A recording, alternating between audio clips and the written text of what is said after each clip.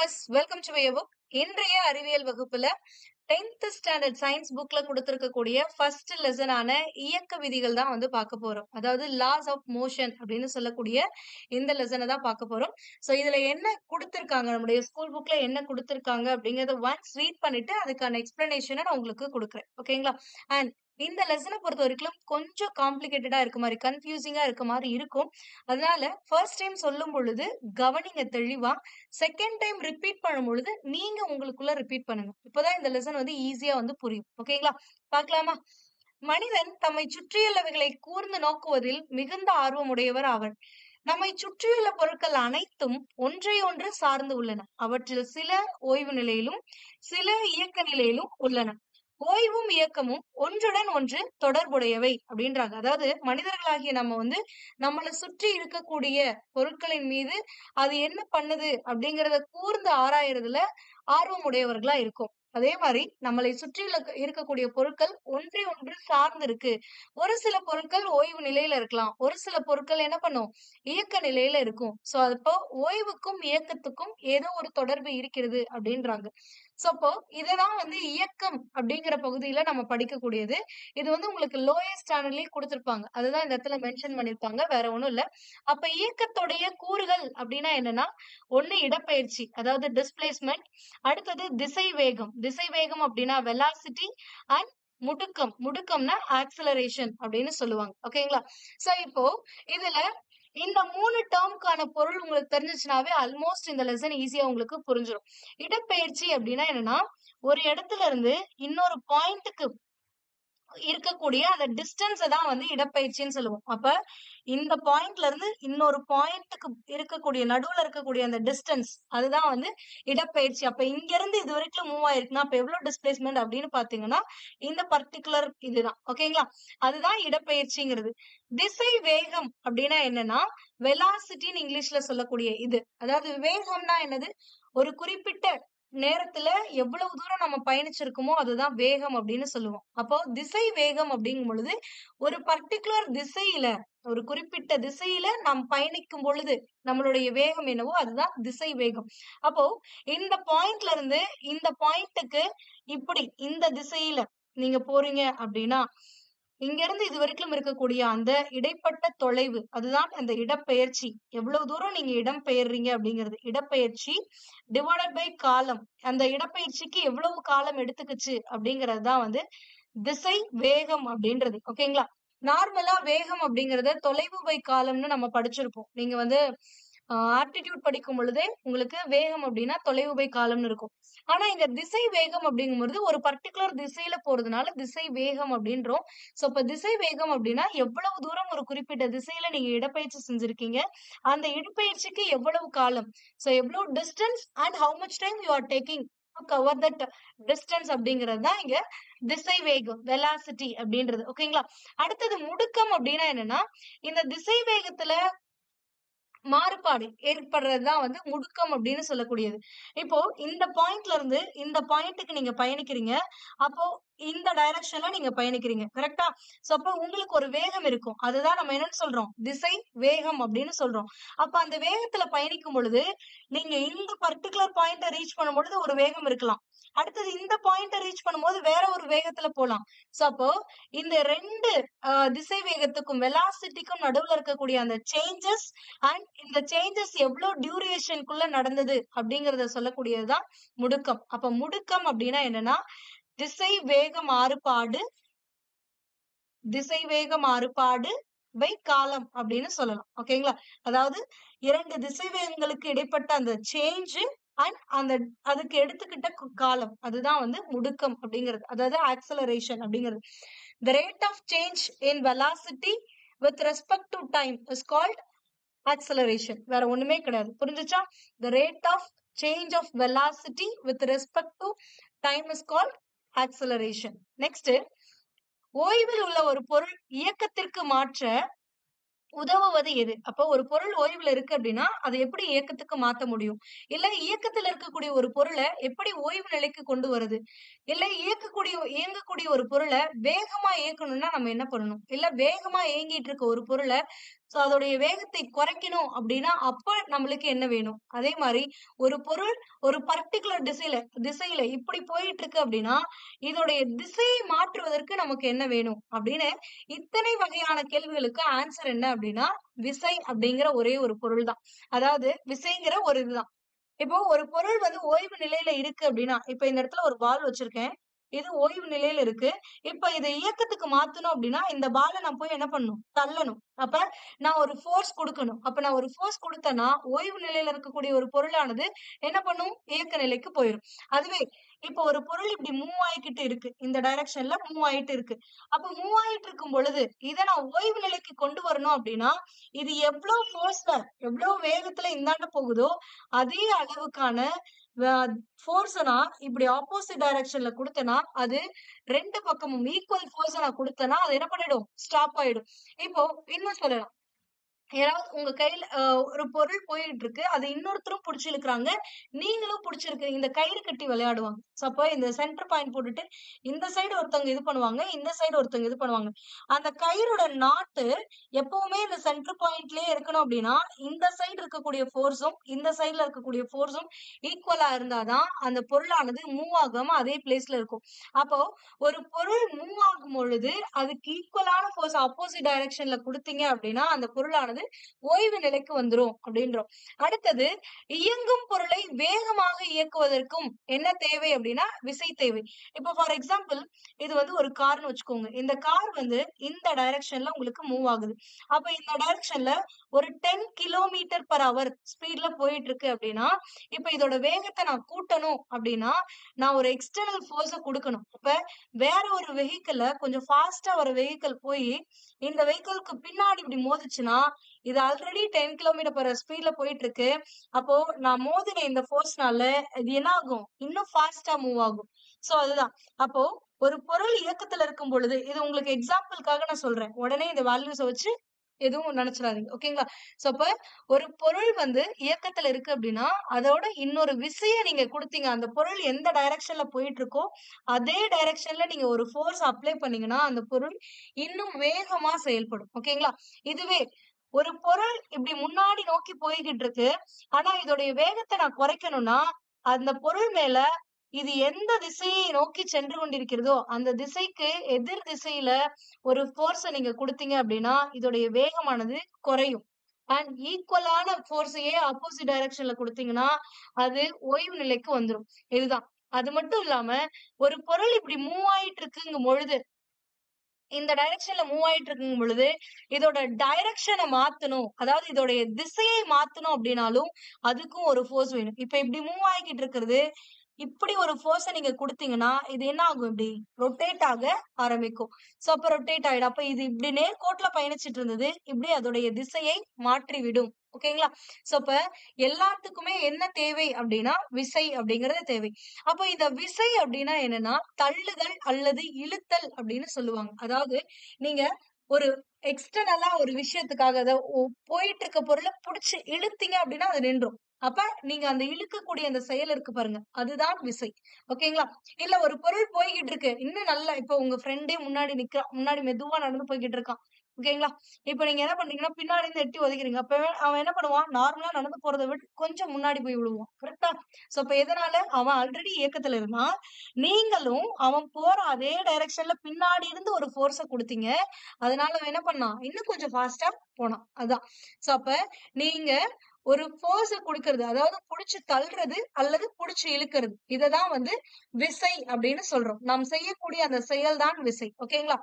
ஓய்வு நிலையில் உள்ள பொருளை இயக்க அல்லது இயக்க நிலையில் உள்ள ஒரு பொருளை ஓய்வு நிலைக்கு கொண்டு வர விசை தேவைப்படுகிறது. மேலும் இயக்கத்தில் உள்ள ஒரு பொருளின் திசை வேகத்தை அதிகரிக்கவோ அல்லது குறைக்கவோ அதன் திசையை மாற்றவோ விசை என்பது தேவைப்படுகிறது. புரியுதுங்களா? சோ இயக்கத்தில் இருக்கக்கூடிய ஒரு பொருள் ஒரு குறிப்பிட்ட திசை வேகத்துலதான் பயணிச்சிட்டு இருக்கும். இயக்கத்துல இருக்குனாவே அதுக்கு ஒரு திசை வேகம் இருக்கு.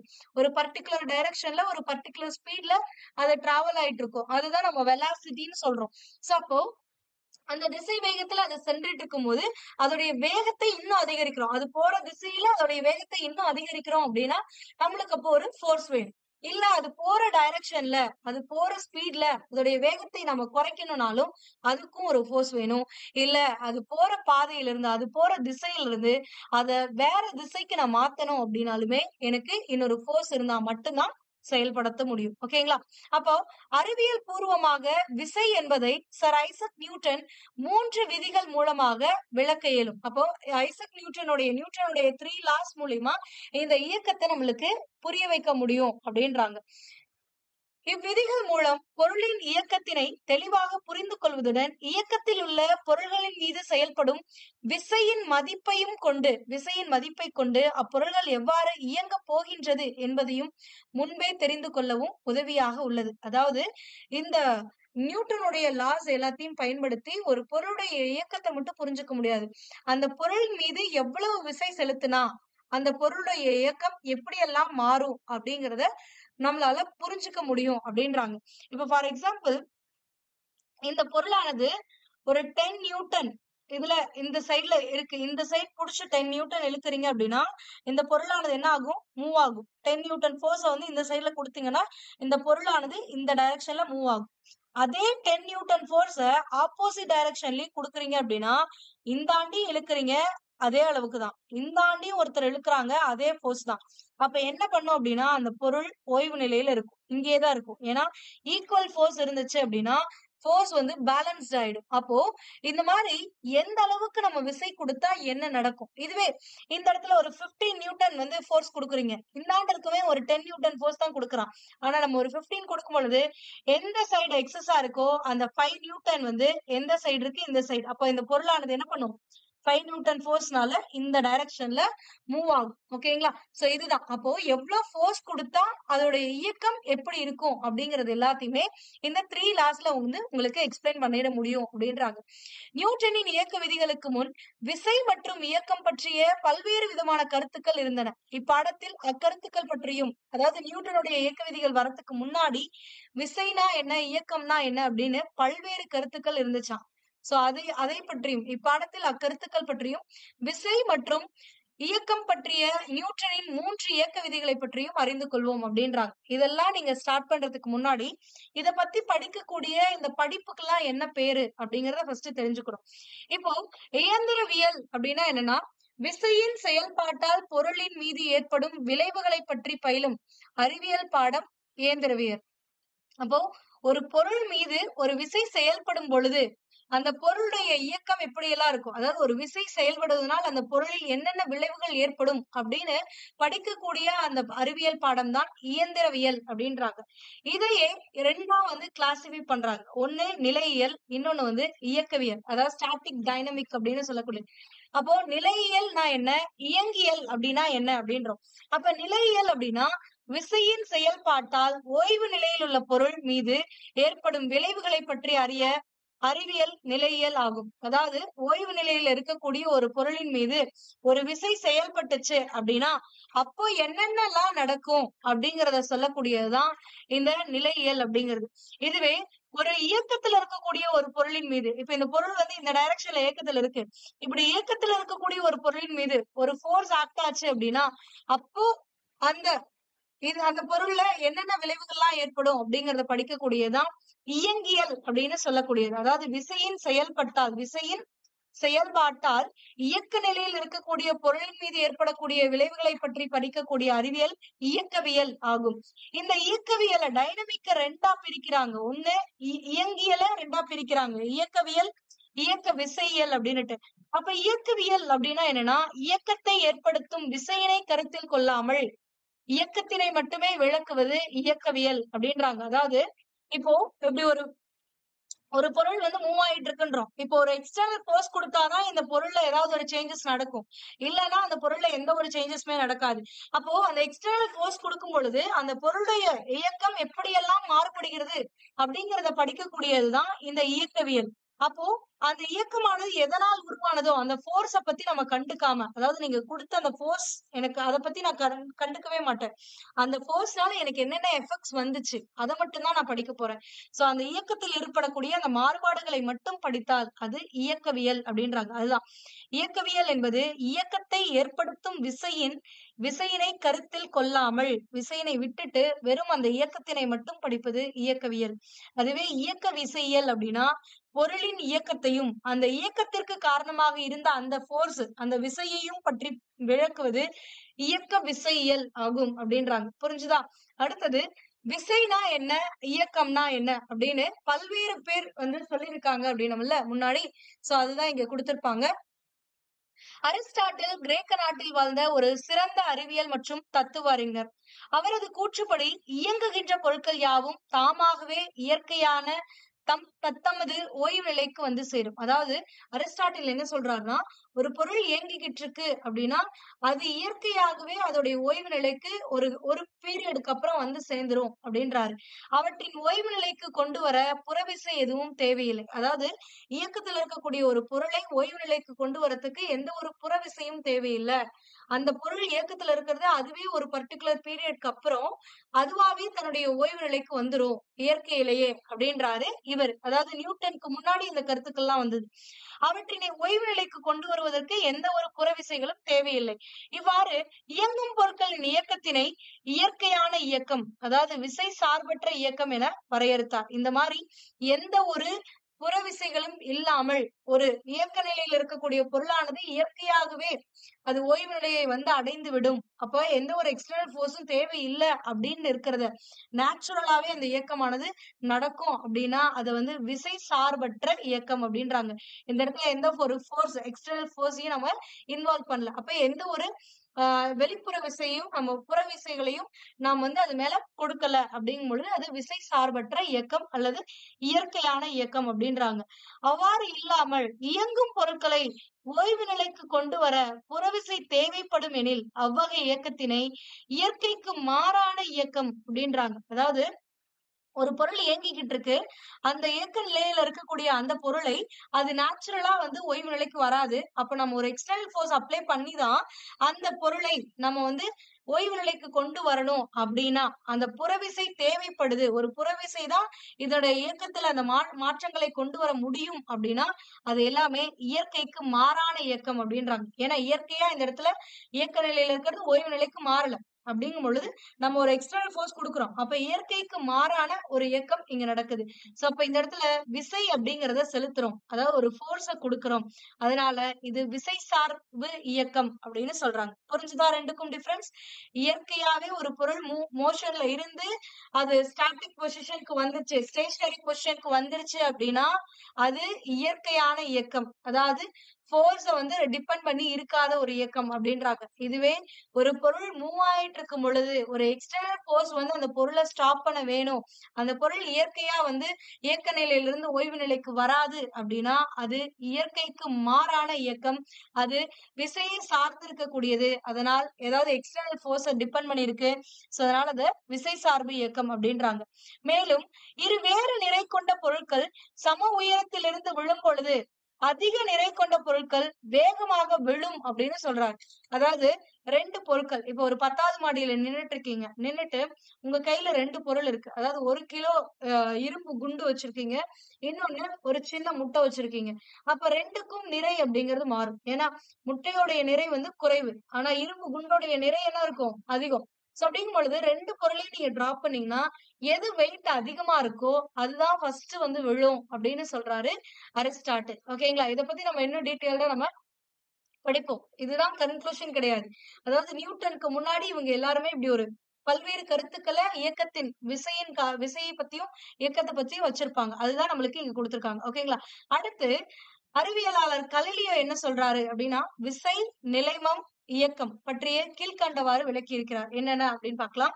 இசையில் உள்ள புவிசார் பொருட்கள் யாவும் தத்தமது இயல்பான ஓய்வு நிலையோ அல்லது சீரான இயக்க நிலையிலோ தொடர்ந்து இருக்கும் அப்படின்றாங்க. இயற்கையில் உள்ள புவிசார் பொருட்கள் அப்படின்னா புவியில் இருக்கக்கூடிய புவியை சார்ந்து இருக்கக்கூடிய அதாவது புவியின் ஈர்ப்பு விசையின் காரணமாக புவியினை சார்ந்து இருக்கக்கூடிய ஒவ்வொரு பொருட்களும் அதோடைய இயல்பான ஓய்வு நிலையிலோ அல்லது சீரான இயக்க நிலையிலோ தொடர்ந்து இருக்கும்.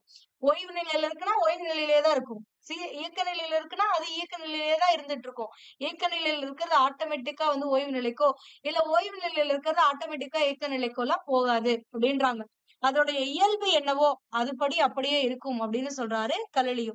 அடுத்து, புறவிசை ஏதும் செயல்படாத வரை பொருட்கள் யாவும் தத்தமது முந்தைய நிலையே தொடர்ந்து இருக்கும். அதாவது இப்ப இங்க ஒரு பந்து இங்க ஒரு பந்து வச்சிருக்கேன் அப்படின்னா, இந்த பந்து மேல எந்த ஒரு ஃபோர்ஸையும் நான் அப்ளை பண்ணாத வரைக்கும் அந்த பந்து எப்படி இருந்துச்சோ அப்படியேதான் இருக்கும்.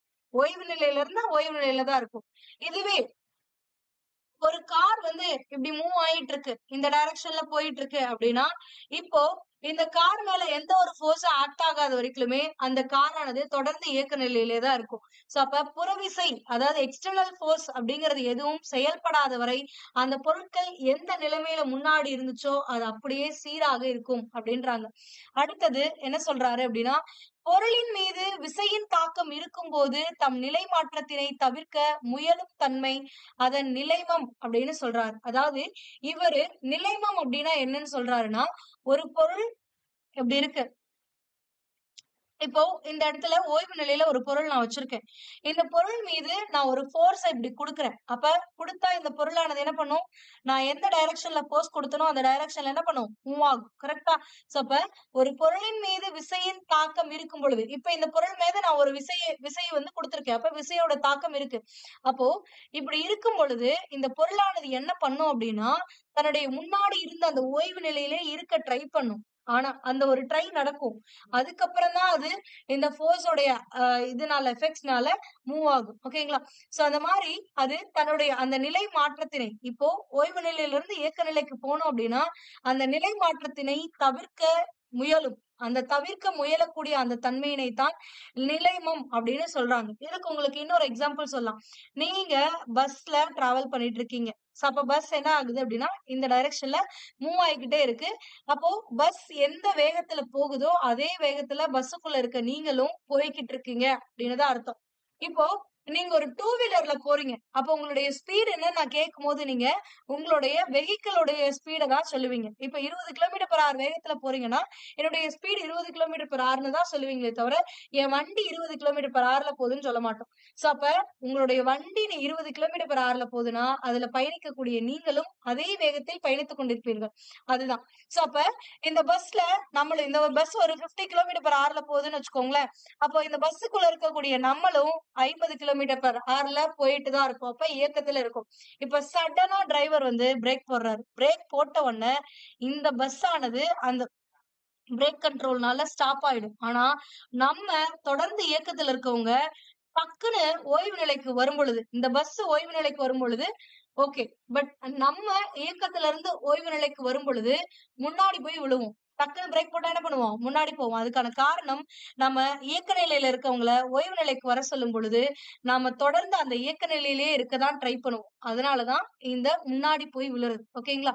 சோ அதுதான். நம்ம முன்னாடி எந்த நிலையில இருந்தோமோ, அதே நிலைக்கு நம்மள இருக்க முயலும். ஒரு ஃபோர்ஸ் ஆக்ட் ஆனா கூட, நம்ம முன்னாடி எந்த ஒரு பொசிஷன்ல இருந்தோமோ, அதே நிலையில ஓய்வு நிலையில இருந்தா ஓய்வு நிலை, இயக்க நிலையில இருந்தா இயக்க நிலையிலே இருக்க நம்மள முயற்சிக்கும். அதுதான் வந்து நிலைமம் அப்படின்னு சொல்றாரு. புரிஞ்சுச்சா? சோ இல்லன்னா இன்னொரு எக்ஸாம்பிள் கூட சொல்லலாம். ஒரு பஸ்ல நீங்க ஏறிட்டீங்க. பஸ் இன்னும் கிளம்பல. பஸ் ஓய்வு நிலையில இருக்கு. அப்ப பஸ்ஸுக்குள்ள இருக்கக்கூடிய நீங்களே என்னதான் இருப்பீங்க? ஓய்வு நிலையில தான் இருப்பீங்க. இப்ப இந்த பஸ் கிளம்புச்சு அப்படின்னா, இந்த பஸ் முன்னாடி நோக்கி போகும். ஆனா நீங்க ஓய்வு நிலையில இருந்து இயக்கத்துக்கு போறதுனால, உங்களால டக்குன்னு அந்த பொசிஷன் சேஞ்ச் பண்ண முடியாம, நீங்க என்ன பண்ணுவீங்கன்னா, பின்னாடி போய் விழுவீங்க. பின்னாடி போய் விழறதுக்கான காரணம் என்னன்னா, நீங்க இதே பாயிண்ட்லயே இருக்கணும்னு நெனைப்பீங்க. ஆனா பஸ்ஸு உங்கள இன்னும் கொஞ்சம் முன்னாடி போகணும்னு நெனைக்குது. அதனால நீங்க அதுக்கு ஆப்போசிட் உங்களுடைய ஓய்வு நிலைக்கே, ஃபர்ஸ்ட் இருந்த பொசிஷனுக்கே இருக்க ட்ரை பண்ணுவீங்க. சோ அதுதான் வந்து அந்த தன்மைய தான் வந்து நிலைமம் அப்படின்னு சொல்லி கலிலியோ அவர்கள் சொல்றார். ஓகேங்களா? வெற்றிடத்தில் வெவ்வேறு நிறை கொண்ட பொருட்கள் யாவும் ஒரே உயரத்தில் இருந்து விழும்பொழுது அவை ஒரே நேரத்தில் தரையை வந்தடையும் அப்படின்றாரு. சோ இப்ப இவர் என்ன சொல்றாரு அப்படின்னா, அரிஸ்டாட்டில் சொன்னதுக்கு ஆப்போசிட்ல சொல்றாரு. அரிஸ்டாட்டில் என்ன சொன்னாரு? வெயிட் அதிகமா இருந்துச்சுன்னா அதான் ஃபர்ஸ்ட் வந்து கீழ விழும். வெயிட் கம்மியா இருந்துச்சுன்னா அது 2வது வந்து விழும்னாரு. ஆனா இவர் என்ன சொல்றாருன்னா, ஒரு வெற்றி இடத்துல 2 பொருட்கள் வெவ்வேறு நிறை இருக்கக்கூடிய பொருட்களையே நீங்க போட்டாலும், அது 2ம் சேம் டைம்ல தான் வந்து இங்க ரீச் ஆகும் அப்படின்னு சொல்றாரு கலிலியோ அவர்கள். ஓகேங்களா? இதுதான் அரிஸ்டாட்டில் மற்றும் கலிலியோ விசை மற்றும் இயக்கம் தொடர்பா இவர்கள் வைத்திருக்கக்கூடிய கருத்து. ஓகேங்களா? அதுக்கப்புறம் சயின்ஸ் எல்லாம் டெவலப் ஆயிடுச்சு. அதுக்கப்புறம் எதெல்லாம் உண்மை அப்படின்னு சொல்லி மறுபடியும் இன்னும் சில தியரம்ஸ் எல்லாம் வந்து கொண்டு வந்தாங்க. அதுதான் நியூட்டனோட இது. சோ அதெல்லாம் நம்ம பார்க்கலாம். அப்போ நிலைமம் அப்படின்னா என்ன அப்படிங்கறத இங்க கொடுத்திருக்காங்க. நாம் பேருந்திலோ மகிழுந்திலோ பயணம் செய்யும் போது திடீரென அவை நிறுத்தப்படும் பொழுது நமது உடலானது முன்னோக்கி சாய்கிறது. ஓய்வு நிலையில் உள்ள ஒரு பேருந்து திடீரென நகரும் பொழுது உள்ளிருக்கக்கூடிய நாம் பின்னோக்கி சாய்கின்றோம். தொடர்ந்து இயங்கிக் கொண்டிருக்கக்கூடிய வாகனத்தில் திடீரென வேறு வேகத்தடை ஏற்படும் பொழுது பேருந்து நின்று விட்டால் பயணியர் தொடர்ந்து இயக்க நிலையில் இருக்க முயற்சிப்பதையே முன்னோக்கி விழுகின்றனர். அதுபோல ஓய்வு நிலையில் உள்ள ஒரு பேருந்து திடீரென நகர ஆரம்பிக்கும் பொழுது அவற்றுடன் இணைந்த பயணியர் தொடர்ந்து ஓய்வு நிலையில் இருக்க முயல்கின்றனர். அதனாலதான் நம்ம என்ன பண்றோம், கொஞ்சம் பின்னோடி நோக்கி சாயிரும். அப்படிப்பட்ட அந்த தன்மையினைத்தான் நிலைமம் அப்படின்னு சொல்றாங்க. அப்போ ஒவ்வொரு பொருளும் தன் மீது சமன் செய்யப்படாத புறவிசை ஏதும் செயல்படாத வரையில் தமது ஓய்வு நிலையோ அல்லது சென்று கொண்டிருக்கக்கூடிய நேர்கோட்டு இயக்க நிலையோ மாற்றுவதை எதிர்க்கக்கூடிய அந்த தன்மை நிலைமம் அப்படின்றாங்க. அதாவது ஒவ்வொரு பொருளும் தன் மீது சமன் செய்யப்படாத புறவிசை அப்படின்னா என்னங்கிறது, அதாவது பேலன்ஸ்டு ஃபோர்ஸா இருக்கக்கூடாது அப்படின்றாங்க. அப்ப அன்பேலன்ஸ்டு ஃபோர்ஸா இருந்துச்சுன்னாதான் இதெல்லாம் நடக்கும். பேலன்ஸ்டா இருந்தா அப்படியே இருப்பீங்க.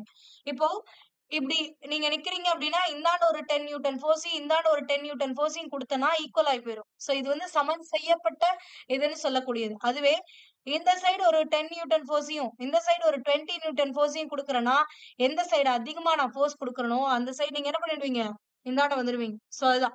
ஓகேங்களா? சோ அதான் சொல்றாங்க. இதுதான் வந்து சமன் செய்யப்படாத விசைன்னு சொல்லக்கூடியது. இது பேலன்ஸ்டுன்னு சொல்லுவாங்க. அப்போ ஒவ்வொரு பொருளும் தன் மீது சமன் செய்யப்படாத ஒரு புறவிசை ஏதும் செயல்படாத வரையில் அவர்கள் ஓய்வு நிலையிலேயோ அல்லது சென்று கொண்டிருக்கக்கூடிய நேர்கோட்டு நிலையிலேயோ மாற்றுவதை எதிர்க்கும் தன்மை நிலைமம் அப்படின்றாங்க. அதாவது அவங்க மேல எந்த ஒரு ஃபோர்ஸும் இருக்காது. ஆனாலும் அவங்களுடைய இயக்கமானது மாறும். இப்ப பேருந்துல இருக்கும் பொழுது பேருந்து தான் வந்து மூவ் ஆகுது. உங்க மேல எந்த ஒரு எக்ஸ்டர்னல் ஃபோர்ஸும் கிடையாது. ஆனா நீங்க அந்த பேருந்துல இருக்கிறதுனால அது என்ன பண்ணுது, உங்களை முன்னோக்கியோ அல்லது பின்னோக்கியோ தள்ளுகிறது. ஓகேங்களா? அப்படி மாத்தும் பொழுது நீங்க உங்களுடைய ஒரிஜினல் பொசிஷனுக்கே வரணும்னு ட்ரை பண்ணுவீங்க. தட் பாயிண்ட் இஸ் கால்ட் நிலைமம். ஓகேங்களா? அடுத்தது இங்க ஒரு எக்ஸாம்பிள் கொடுத்திருக்காங்க நிலைமம் அப்படிங்கிறதுக்கு. இப்போ இந்த டம்ளருக்கு மேல ஒரு பேப்பர் வச்சிருக்காங்க. ஒரு அட்டை மாதிரி வச்சுட்டு அதுக்கு மேல ஒரு காயின்.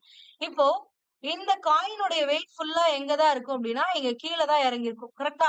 ஆனா இந்த அட்டையை நான் என்ன பண்றேன்னா இங்க சுண்டி விட்டேன்னா இந்த அட்டை என்ன பண்ணும், இப்படி போயிடும். இப்ப பஸ்ல நீங்க நிக்கிற மாதிரிதான், வேற ஒண்ணுமே இல்ல. சோ அப்ப என்ன ஆகுது அப்படின்னா இந்த அட்டை முன்னாடி போகும் பொழுது இந்த காயினும் இதோட இயக்கத்துக்கு ஏத்த மாதிரி போகணும். ஆனா போகாது. இது ஓய்வு நிலையில தானே இருந்துச்சு. அது ஓய்வு நிலையிலேயே இருக்க ட்ரை பண்ணும். அதனால இந்த அட்டை டக்குன்னு போற செகண்ட்குள்ள இது இதே பொசிஷன்ல இருக்கணும் அப்படின்னு அது நினைக்கிறதுனால அதே பொசிஷன்ல இந்த அட்டை வெளில போனோம்னா உள்ள விழுந்துரும். அதுதான். சோ இங்க ஓய்வில் நிலைமம் அப்படின்றாங்க. ஏன்னா முன்னாடி இந்த ரெண்டுமே எதுல இருந்துச்சு, ஓய்வு நிலையில இருந்துச்சு. அப்ப ஓய்வு நிலையில இருந்து ஒரு பொருள் இயக்க நிலைக்கு மாறும் பொழுது அந்த பொருளில் இருக்கக்கூடிய அந்த பொருளுக்கு மேல இருக்கக்கூடிய அல்லது அந்த பொருளில் உள்ள ஒரு பொருள் தொடர்ந்து ஓய்வு நிலையிலேயே இருக்கணும் அப்படின்னு நினைச்சுச்சுன்னா அதுதான் ஓய்வில் நிலைமம் அப்படின்னு சொல்லுவாங்க. ஓகேங்களா? இச்செயல்பாட்டால் காகித அட்டை நகர்ந்தாலும் நாணயமானது தொடர்ந்து தமது ஓய்வு நிலைப்பு தன்மையை நீட்டிக்க முயலும். சோ இந்த ஓய்விற்கான நிலைம பண்பினால் அட்டை நகர்ந்தவுடன் புவியீர்ப்பு விசையினால் நாணயமானது குவளைக்குள் விழுந்துவிடும். மேம் அப்ப அட்டையோட சேர்ந்து அந்த காயினும் பறந்துடாது அப்படின்னா it depends on the force. அந்த எவ்வளவு நீங்க வேகத்துல ரொம்ப ஃபாஸ்டா அடிச்சிட்டீங்கன்னா இது இங்கிருந்து இப்படி மூவ் ஆகுற டைமுக்குள்ள அது அந்த நிலைமம் பாயிண்ட் அப்படியே இருக்கும். அதனால டக்குன்னு இதே பொசிஷன்லயே இருக்கும். அதனால விழுந்துரும். இதுவே அந்த நிலைமத்தை, அதாவது நம்ம முன்னாடி இயங்கணும் அப்படின்ற அந்த கான்சியஸ் வந்துருச்சுன்னா அது முன்னாடி போக ஆரம்பிச்சிடும். அட்டையோட சேர்ந்து பயணிக்க ஆரம்பிச்சிடும். ஆனா அந்த ஒரு பர்டிகுலர் டைம் தான் அந்த நிலைமம். அதாவது ஓய்வு நிலையில இருந்து இயக்க நிலைக்கு போகும் பொழுது தொடர்ந்து அது ஓய்வு நிலையிலேயே இருக்க நினைக்கும் பாருங்க. அது கொஞ்ச நேரம் தான் இருக்கும் அந்த நிலைமம் அப்படிங்கிறது. அந்த பர்டிகுலர் டைமுக்குள்ள அந்த அட்டை வெளில போயிடுச்சுன்னா வெளில போனதுதான். ஆனா அந்த டைமுக்குள்ள அந்த காயின் அட்டையும் தனியா போலன்னா அந்த அட்டை மேலேயே தான் அந்த காயின் இருக்கும். சோ அதான். ஓகேங்களா? நிலைமத்தின் வகைகள். ஓய்வில் நிலைமம், இயக்கத்தில் நிலைமம், திசையில் நிலைமம் அப்படின்னு சொல்லி 3 வகையா பிரிக்கிறாங்க. ஓய்வில் நிலைமம் அப்படின்னா என்ன? நிலையாக உள்ள ஒவ்வொரு பொருளும் தனது ஓய்வு நிலை மாற்றத்தை எதிர்க்கும் பண்பு ஓய்வில் நிலைமம் அப்படின்றாங்க. அதாவது நிலையாக உள்ள ஒவ்வொரு பொருளும் அப்படின்னா, ஒரு ஓய்வில் இருக்கக்கூடிய ஒரு பொருள் மீது ஒரு புறவிசை, ஒரு பொருள் ஒரு மீடியம் மேல இருக்கு. இப்போ இந்த அட்டை மேல ஒரு காயின் இருக்கு. அப்ப அந்த காயின் ஓய்வு நிலையில தான் இருந்துச்சு. இப்போ ஒரு புறவிசையை நான் இந்த அட்டை மேலதான் செலுத்துறேன் அப்படிங்கும் பொழுது, இந்த அட்டை மேலதான் இந்த காயின் இருக்கிறதுனால இது என்ன ஆகும் அப்படின்னா, இது எந்த டைரக்ஷன்ல மூவ் ஆகுதோ அதே டைரக்ஷன்ல இந்த காயினும் மூவ் பண்ணும். அதுதான் நம்மளுக்கு தெரிஞ்சது. ஆனா இங்க இருக்கக்கூடிய எல்லா பொருளும் இந்த மாதிரி ஒரு ஓய்வு நிலையிலிருந்து இயக்க நிலைக்கு மாறும் பொழுது அது தன்னை ஓய்வு நிலைக்கே வைத்துக்க ட்ரை பண்ணும். அதுதான் நம்ம நிலைமம்னு சொல்றோம். அப்போ இந்த மாதிரி ஓய்வு நிலையில இருக்கக்கூடிய ஒரு பொருள் இயக்க நிலைக்கு மாறும் பொழுது அது தன்னை ஓய்வு நிலைக்கே வைத்திருக்க வேண்டும்னு அந்த தன்மைதான் ஓய்வில் நிலைமம் அப்படின்றோம். ஓகேங்களா? இதுவே இயக்கத்தில் நிலைமம் அப்படின்னா, இயக்க நிலையில இருக்கக்கூடிய ஒரு பொருள் தமது இயக்க நிலை மாற்றத்தை எதிர்க்கக்கூடிய பண்பு. இயக்கத்துல இருந்து ஓய்வு நிலைக்கு வரத்துக்கு அப்போஸ் பண்ணக்கூடிய அந்த இதுதான் இயக்கத்தில் நிலைமம் அப்படின்னு சொல்லுவாங்க. இதுவே திசையில் நிலைமம் அப்படின்னா, இயக்க நிலையில் உள்ள ஒரு பொருள் இயங்கும் திசையிலிருந்து மாறாது திசை மாற்றத்தை எதிர்க்கக்கூடிய ஒரு பண்பு திசையில் நிலைமம் அப்படின்றோம். சோ ஒரு பொருள் இந்த திசையில போய்கிட்டு இருக்கு. இப்ப இந்த பொருளுடைய திசைய நீங்க இப்படி மாத்துறீங்கன்னா, மாத்துன உடனே எல்லாம் இந்த பொருளுடைய திசையானது இப்படி டக்குன்னு மாறிடாது. அது என்ன பண்ணுனா, நீங்க இந்த டைரக்ஷன்ல மாத்தினீங்கன்னா கூட அது தொடர்ந்து தன்னுடைய பழைய நிலையிலேயே இருக்கணும்னு நினைக்கும். அந்த அந்த தன்மையை தான் நிலைமம் அப்படின்னு சொல்றோம். ஓகேங்களா? அதான். அப்போ ஒரு பொருள் ஓய்வில் இருக்கும் பொழுது அதை இயக்க நிலையில மாத்தணும் அப்படின்னா அது தொடர்ந்து ஓய்வு நிலையில் இருக்க ட்ரை பண்ணும். அந்த எதிர்க்கக்கூடிய பண்பு ஓய்வில் நிலைமம் அப்படின்னு சொல்லுவோம். இதுவே ஒரு பொருள் இயக்கத்துல இருக்கும் பொழுது அந்த பொருளை ஸ்டாப் பண்ணணும்னு நீங்க நினைக்கும் பொழுது அந்த பொருள் தொடர்ந்து இயக்கத்திலேயே இருக்க ட்ரை பண்ணும். அதுதான் இயக்கத்தில் நிலைமம்னு சொல்லுவோம். இதுவே ஒரு பொருளானது ஒரு பர்டிகுலர் திசையை நோக்கி சென்று கொண்டிருக்கும் பொழுது அதோடைய திசையை நம்ம மாற்ற முயற்சிக்கும் பொழுது அது தான் இருந்த முந்தைய திசையிலேயே இருக்க ட்ரை பண்ணும். அதுதான் என்ன அப்படின்னா திசையில் நிலைமம் அப்படின்னு சொல்லுவாங்க. ஓகேங்களா? அடுத்து இந்த நிலைமத்திற்கான எடுத்துக்காட்டுகள் இங்க கொடுத்திருக்காங்க. இதை நீங்க பாத்தீங்கன்னா இன்னும் கொஞ்சம் உங்களுக்கு ஈஸியா இது அண்டர்ஸ்டாண்ட் ஆகும். ஓகேங்களா? நிலைமத்திற்கான எடுத்துக்காட்டுகள். நீளம் தாண்டுதல் போட்டியில் உள்ள போட்டியாளர் நீண்ட தூரம் தாண்டுவதற்கு தாம் தாண்டும் முன் சிறிது தூரம் ஓடுவதற்கு காரணம் இயக்கத்திற்கான நிலைமம் ஆகும். அதாவது என்ன நினைப்பாரு அப்படின்னா, இப்போ இந்த பாயிண்ட் வச்சிருப்பாங்க. இந்த பாயிண்ட்ல காலை வச்சு எவ்வளவு தூரம் ஜம்ப் பண்றீங்க அப்படின்னு வச்சு நீளம் தாண்டுதல் போட்டி இருக்கும். அப்போ ஒரு பர்சன் என்ன பண்ணுவாருன்னா, இங்க நின்னுகிட்டு இப்படியே தாண்ட மாட்டாரு. அப்படி தாண்டாருன்னா ஒரு கொஞ்ச தூரம் தான் தாண்டுவாரு. அப்ப இவர் என்ன பண்ணுவாருன்னா ஓடி வருவார். அப்ப ஓடி வரும் பொழுது அவர் இயக்க நிலையில் இருக்கிறார். கரெக்டா? அப்ப இயக்க நிலையில இருக்கிறவரு இந்த பாயிண்ட ரீச் ஆன உடனே என்ன பண்ணுவாருன்னா அவருடைய இயக்கத்தை நிறுத்துவார். அப்ப அவர் இயக்கத்தை நிறுத்தும் பொழுது இந்த பொருளானது அதாவது அவரானவர் இயக்கத்தில் இருந்து ஓய்வு நிலைக்கு வரணும்னு நினைக்கும் பொழுது அவர் ஒரு ஒரு குறிப்பிட்ட நேரத்துல அதே இயக்க நிலையிலே தொடர்ந்து இருக்கணும்னு முயற்சி செய்யும் அந்த பொருள். அதாவது அவருடைய பாடி தொடர்ந்து இயக்க நிலையிலே இருக்கணும்னு நினைக்கும். அதனால அவர் கொஞ்சம் முன்னாடி போய் விழுவார். அந்த இயக்க நிலை அவருடைய அந்த நிலைமம் காரணமாக அவர் என்ன பண்ணுவார்னா நார்மலா இங்க காலை வச்சு இந்தாண்ட எட்டி குதிக்கிறதை விட இந்த மாதிரி ஓடிட்டு அந்த ஓய்வு நிலைக்கு கொண்டு போகும் பொழுது அந்த நிலைமம் காரணமாக ரொம்ப தூரத்துல குதிப்பாரு. புரியுதுங்களா உங்களுக்கு? ஏன்னா ஒரு ஃபோர்ஸ் அவர் மேல ஆக்ட் ஆயிட்டு இருக்கும். அந்த ஃபோர்ஸ் என்ன பண்ணுது அப்படின்னா அவரை இன்னும் இயற்கை நிலையிலேயே வச்சிருக்கும். அந்த நிலைமம் அப்படிங்கிற தன்மையானது அவரை தொடர்ந்து இயக்க நிலையில வைக்கத்தான் முயற்சிக்குமே தவிர நிறுத்த முயற்சிக்காது. ஓகேங்களா?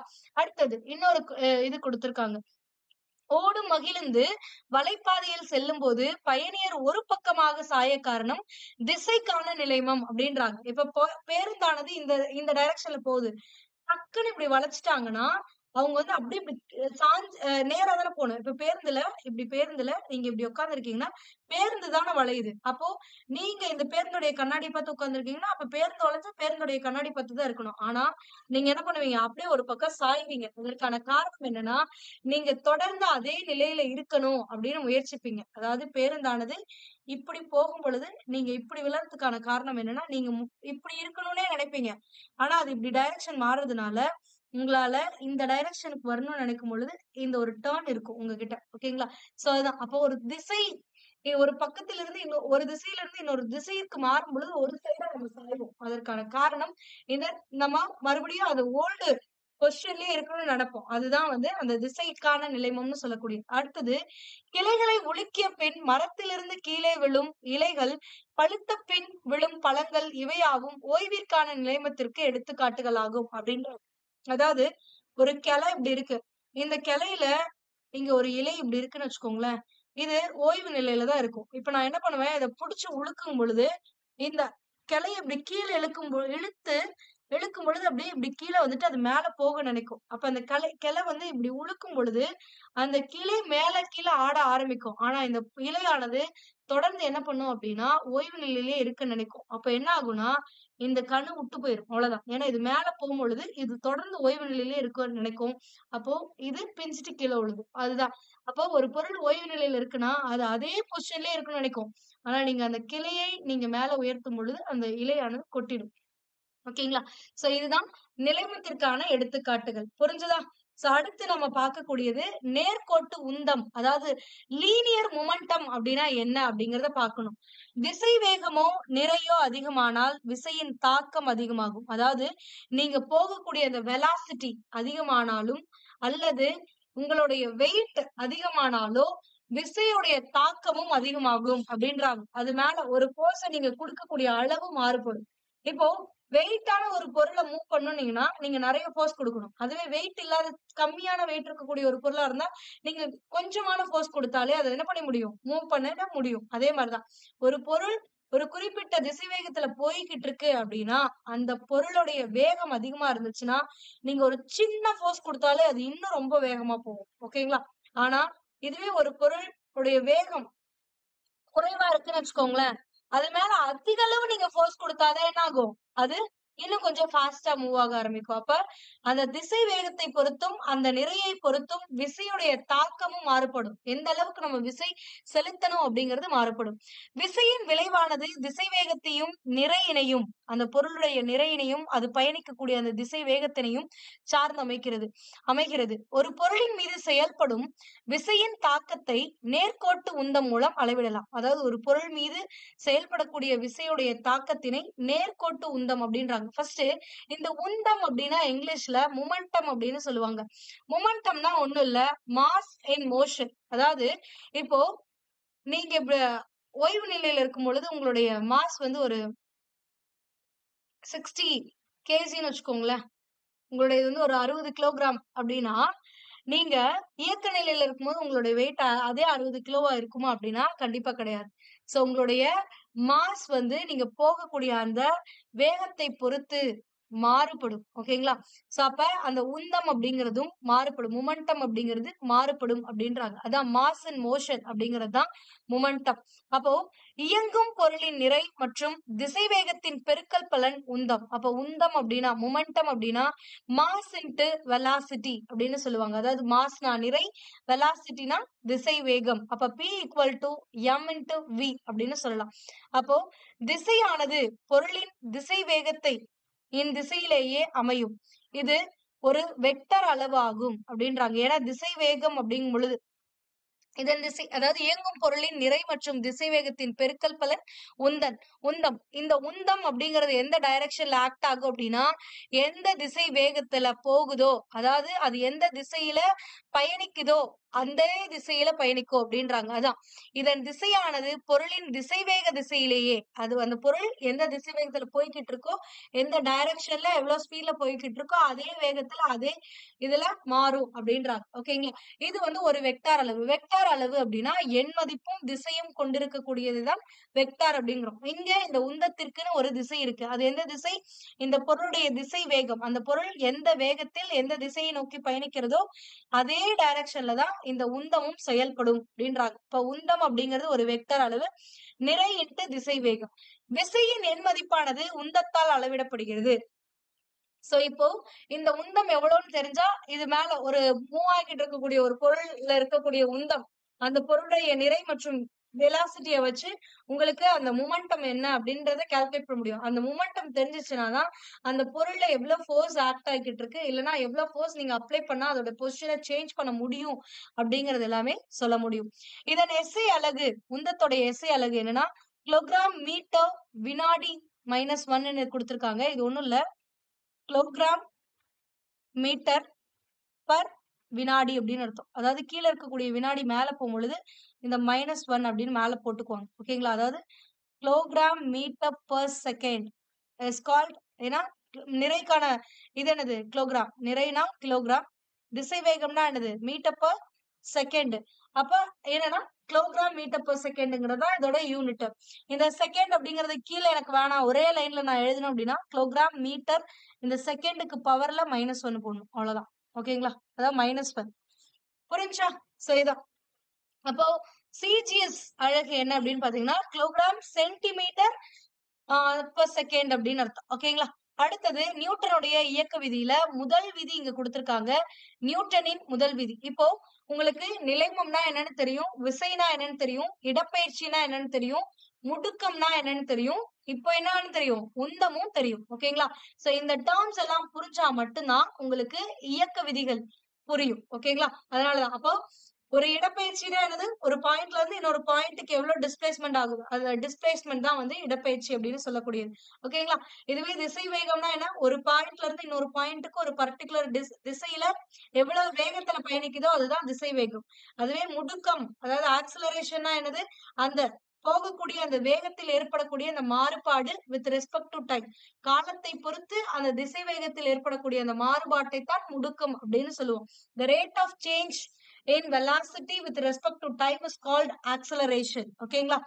சோ அடுத்தது இந்த உந்தம், மொமெண்டம் அப்படின்னா என்னன்னா மாஸ் அண்ட் மோஷன். இப்போ மோஷன் அதாவது ஒரு பொருளானது இயக்கத்துல இருக்கும் பொழுது அந்த பொருளுடைய நிறையானது மாறுபடும், அதுதான் வந்து உந்தம் அப்படின்னு சொல்லக்கூடியது. அப்போ உந்தம் ஈக்குவல் டு நிறை இன்ட்டு திசை வேகம் தான் உந்தம். ஓகேங்களா?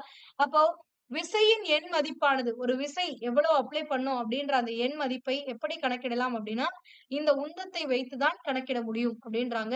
இப்போ நியூட்டனுடைய ஃபர்ஸ்ட் லாவை பார்க்கலாம். ஒவ்வொரு பொருளும் புறவிசை ஏதும் செயல்படாத வரையில் தமது ஓய்வு நிலையோ அல்லது சீரான இயங்கிக் கொண்டிருக்கக்கூடிய நேர்கோட்டு நிலையிலோ தொடர்ந்து இருக்கும்.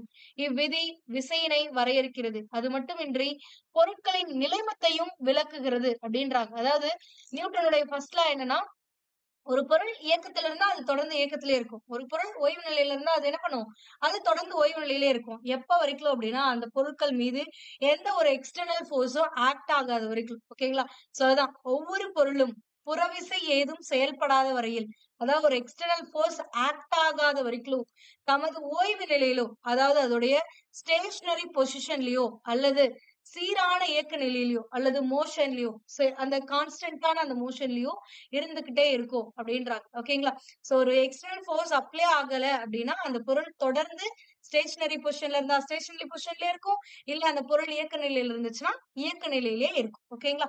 சோ அப்போ இதுல இருந்து நம்மளால என்னென்னலாம் லேர்ன் பண்ண முடியும் இந்த ஃபர்ஸ்ட் லால இருந்து அப்படின்னு பாத்தீங்கன்னா, விசை அப்படின்னா என்னங்கறத புரிஞ்சுக்க முடியும். அதாவது ஒரு எக்ஸ்டர்னல் ஃபோர்ஸ் நம்ம குடுக்கிறது தான் விசை. அப்ப தொடர்ந்து ஒரு பொருள் ஓய்வு நிலையில இருந்தா ஓய்வு நிலை, இயக்க நிலையில இருந்தா இயக்க நிலை. ஆனா அதுக்கு மேல எக்ஸ்ட்ரா நீங்க ஏதாவது ஒரு வேலை பாத்தீங்க அப்படின்னா, அதான் ஏதாவது ஒரு ஃபோர்ஸ் கொடுத்தீங்க அப்படின்னா அப்போ அதோட இயக்கத்துல மாறுபாடுகள் ஏற்படும். அப்ப நீங்க செய்யக்கூடிய அந்த எக்ஸ்ட்ரா, அதாவது தள்ளுறதோ இல்ல இழுக்கிறதோ ஒரு பொருளை, அந்த இததான் வந்து விசை அப்படின்னு சொல்றாங்க. அடுத்தது நிலைமம் அப்படிங்கும் பொழுது நம்ம ஆல்ரெடி பார்த்தோம். ஏன்னா ஒரு ஓய்வு நிலையில இருக்கக்கூடிய ஒரு பொருளானது திடீர்னு இயக்க நிலைக்கு நீங்க மாத்தணும்னு நினைச்சீங்கன்னா அது தொடர்ந்து தன்னுடைய பழைய நிலையிலேயே இருக்க ட்ரை பண்ணும். அததான் நிலைமம்னு சொல்லக்கூடியது. அதுவே ஒரு பொருள் இயக்க நிலையில இருக்கு, அதை டக்குனு ஸ்டாப் பண்ணணும்னு நினைச்சீங்கன்னா கூட அது டக்குனு ஸ்டாப் ஆகாது, அது இயக்கத்திலேயே இருக்கிறதுக்கு ட்ரை பண்ணும். ஓகேங்களா? சோ இதுதான் வந்து நிலைமம் அப்படிங்கிறது. புரிஞ்சுச்சா? சோ அடுத்தது விசை அப்படின்னா என்ன அப்படின்னு நியூட்டன்ஸ் ஃபர்ஸ்ட் லா பத்தி சொல்றாங்க, வச்சு சொல்றாங்க. விசை என்பது இழுத்தல் அல்லது தள்ளுதல் என்ற புறச்செயல் வடிவம் தான் இசை அப்படின்றாங்க. ஒரு புறச்செயல், நம்ம எக்ஸ்டர்னலா பண்ணக்கூடிய ஒரு ஆக்டிவிட்டி, ஒரு இதுதான் வந்து இந்த புஷ்ஷிங்கும் புல்லும், புஷ் பண்றதா இருந்தாலும் சரி, புல் பண்றதா இருந்தாலும் சரி, அதுதான் வந்து அந்த ஆக்டிவிட்டியை தான் வந்து என்னன்னு சொல்றாங்கன்னா விசை, ஃபோர்ஸ் அப்படின்னு சொல்றாங்க. ஓகேங்களா? ஓய்வில் உள்ள ஒரு பொருளை இயக்குவதற்கு அல்லது இயக்க முயற்சிப்பதற்கான அந்த செயல்தான் விசை. ஓகேங்களா? ஒரு பொருள் ஓய்வு நிலையில இருக்கு, இதை நான் இயக்க நிலைக்கு மாத்தணும் அப்படின்னா இத இயக்க நிலைக்கு மாத்துறதுக்கு நான் செய்யக்கூடிய அந்த செயல்தான் ஃபோர்ஸ். ஓகேங்களா? இதுவே இயங்கிக் கொண்டிருக்கக்கூடிய ஒரு பொருளை நான் நிறுத்தணும், அப்ப அதை நிறுத்துறது அல்லது அதை நிறுத்த முயற்சிக்கக்கூடிய ஒரு செயல் இருக்கு பாருங்க, அதுதான் ஃபோர்ஸ். அது என்ன மேம் நிறுத்துறதுன்னா நிறுத்துனா ஒரு ஃபோர்ஸ்ங்களாம். நிறுத்த முயற்சிப்பது அப்படின்னா என்னன்னா, ஒண்ணும் இல்ல. ஒரு 10 கிலோ ரைஸ் பேக் வந்து இங்க இருக்குன்னு வச்சுக்கோங்க. அரிசி மூட்டை இருக்கு. ஓகேங்களா? எத்தன கிலோ? 10 கிலோ. இப்போ நீங்க அதாவது ஒரு 30 இயர்ஸ் ஏஜ் இருக்கக்கூடிய ஒரு பையன். ஒரு ஃபோர்ஸ் குடுக்குறீங்க. நல்ல உங்களால எவ்ளோ ஃபோர்ஸ் முடியுமோ அவ்ளோ குடுக்குறீங்க. கண்டிப்பா இந்த 10 கிலோ உங்களால என்ன பண்ண முடியும்? மூவ் பண்ண முடியும். அப்ப நீங்க குடுக்குற இந்த ஃபோர்ஸ்னால அது கண்டிப்பா என்ன ஆயிடும்? மூவே ஆயிடும். அப்ப ஓய்வு நிலையில இருக்கிறது இயக்க நிலைக்கு போயிடும். ஓகேங்களா? இதுவே ஒரு குழந்தை வந்து இந்த மூட்டைய தள்ள நினைக்குது அப்படிங்கும் பொழுது, இது லைட்டா அசையும். அவ்வளவுதானே தவிர, இது மூவ் ஆகாது. கரெக்ட்டா? சோ அப்படிங்கும் பொழுது, ஒண்ணு அந்த ஓய்வு நிலையில இருந்து இயக்க நிலைக்கு முயற்சிக்கிறது. இல்லன்னா இயக்க நிலைக்கு மாத்துறது. ஓகேங்களா? சோ அப்ப 2க்குமே நீங்க எக்ஸ்ட்ரா பண்ணக்கூடிய அந்த வேலை தான், அந்த செயல் தான் விசை அப்படின்றாங்க. ஓகேங்களா? இயங்கிக் கொண்டிருக்கும் பொருளின் திசையினை மாற்ற அல்லது மாற்ற முயற்சிக்கின்ற செயலும் விசை அப்படின்றாங்க. அதாவது விசைங்கிறது ஒரு பொருள் ஒரு டைரக்ஷன்ல மூவ் ஆகிட்டு இருக்குன்னா, அதோடைய டைரக்ஷன நீங்க மாத்தணும்னு ஒரு எக்ஸ்டர்னலா ஒரு ஃபோர்ஸ் வேற ஏதாவது ஒரு வேலை பார்க்குறீங்க அப்படின்னா, அந்த வேலையும் விசை அப்படின்றாங்க. புரிஞ்சுதா? விசையானது எண் மதிப்பும் திசையும் கொண்ட ஒரு வெக்டர் அளவாகும். அதாவது இப்போ இந்த ரைஸ் பேக் வந்து நீங்க ஒரு பால் இங்க இருக்குன்னு வச்சுக்கோங்க. இந்த பால் இப்படி எட்டி ஒதைக்கிறீங்கன்னா, இந்த டைரக்ஷன்ல வச்சீங்கன்னா, இந்த பால் எந்த டைரக்ஷன்லயே தான் போகும். அதே டைரக்ஷன்ல. நீங்க எந்த டைரக்ஷன்ல ஃபோர்ஸ குடுத்தீங்களோ, அதே டைரக்ஷன்ல தான் போகும். அப்ப இந்த விசையினால இந்த பொருளுடைய இயக்கத்திற்கு என்ன இருக்கு? டைரக்ஷன் இருக்கா? அதே மாரி நீங்க எந்த டைரக்ஷன்ல அப்ளை பண்றீங்கங்கிறத பொறுத்து இருக்கா?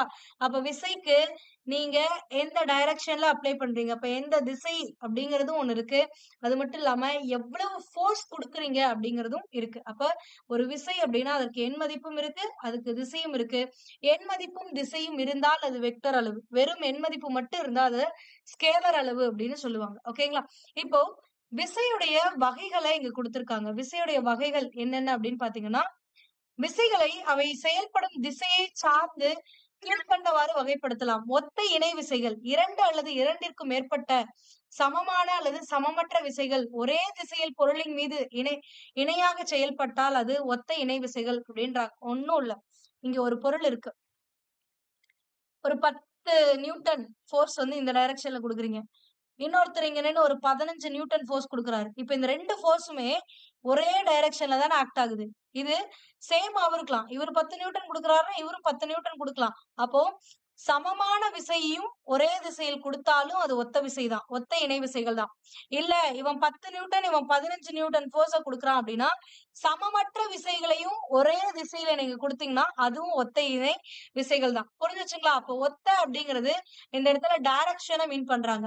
இந்த 2 ஃபோர்ஸுமே ஒரே டைரக்ஷன்ல ஆக்ட் ஆச்சு அப்படின்னா, அப்போது ஒத்த இணை விசைகள் அப்படிம்பாங்க. ஏன்னா, இது பக்கத்துல இணையா தானே இருக்கு. அதனால இணை. ஒரே டைரக்ஷன்ல செயல்படுறதுனால ஒத்த இணை விசைகள். ஓகேங்களா? இதுவே மாறுபட்ட இணை விசைகள் அப்படின்னா, 2 அல்லது 2ற்கும் மேற்பட்ட சமமான அல்லது சமமற்ற விசைகள் எதிரெதிர் திசையில் ஒரு பொருளின் மீது இணையாக செயல்பட்டால் அவை மாறுபட்ட இணை விசைகள் அப்படின்றாங்க. இப்ப இங்க ஒரு பொருள் இருக்கு.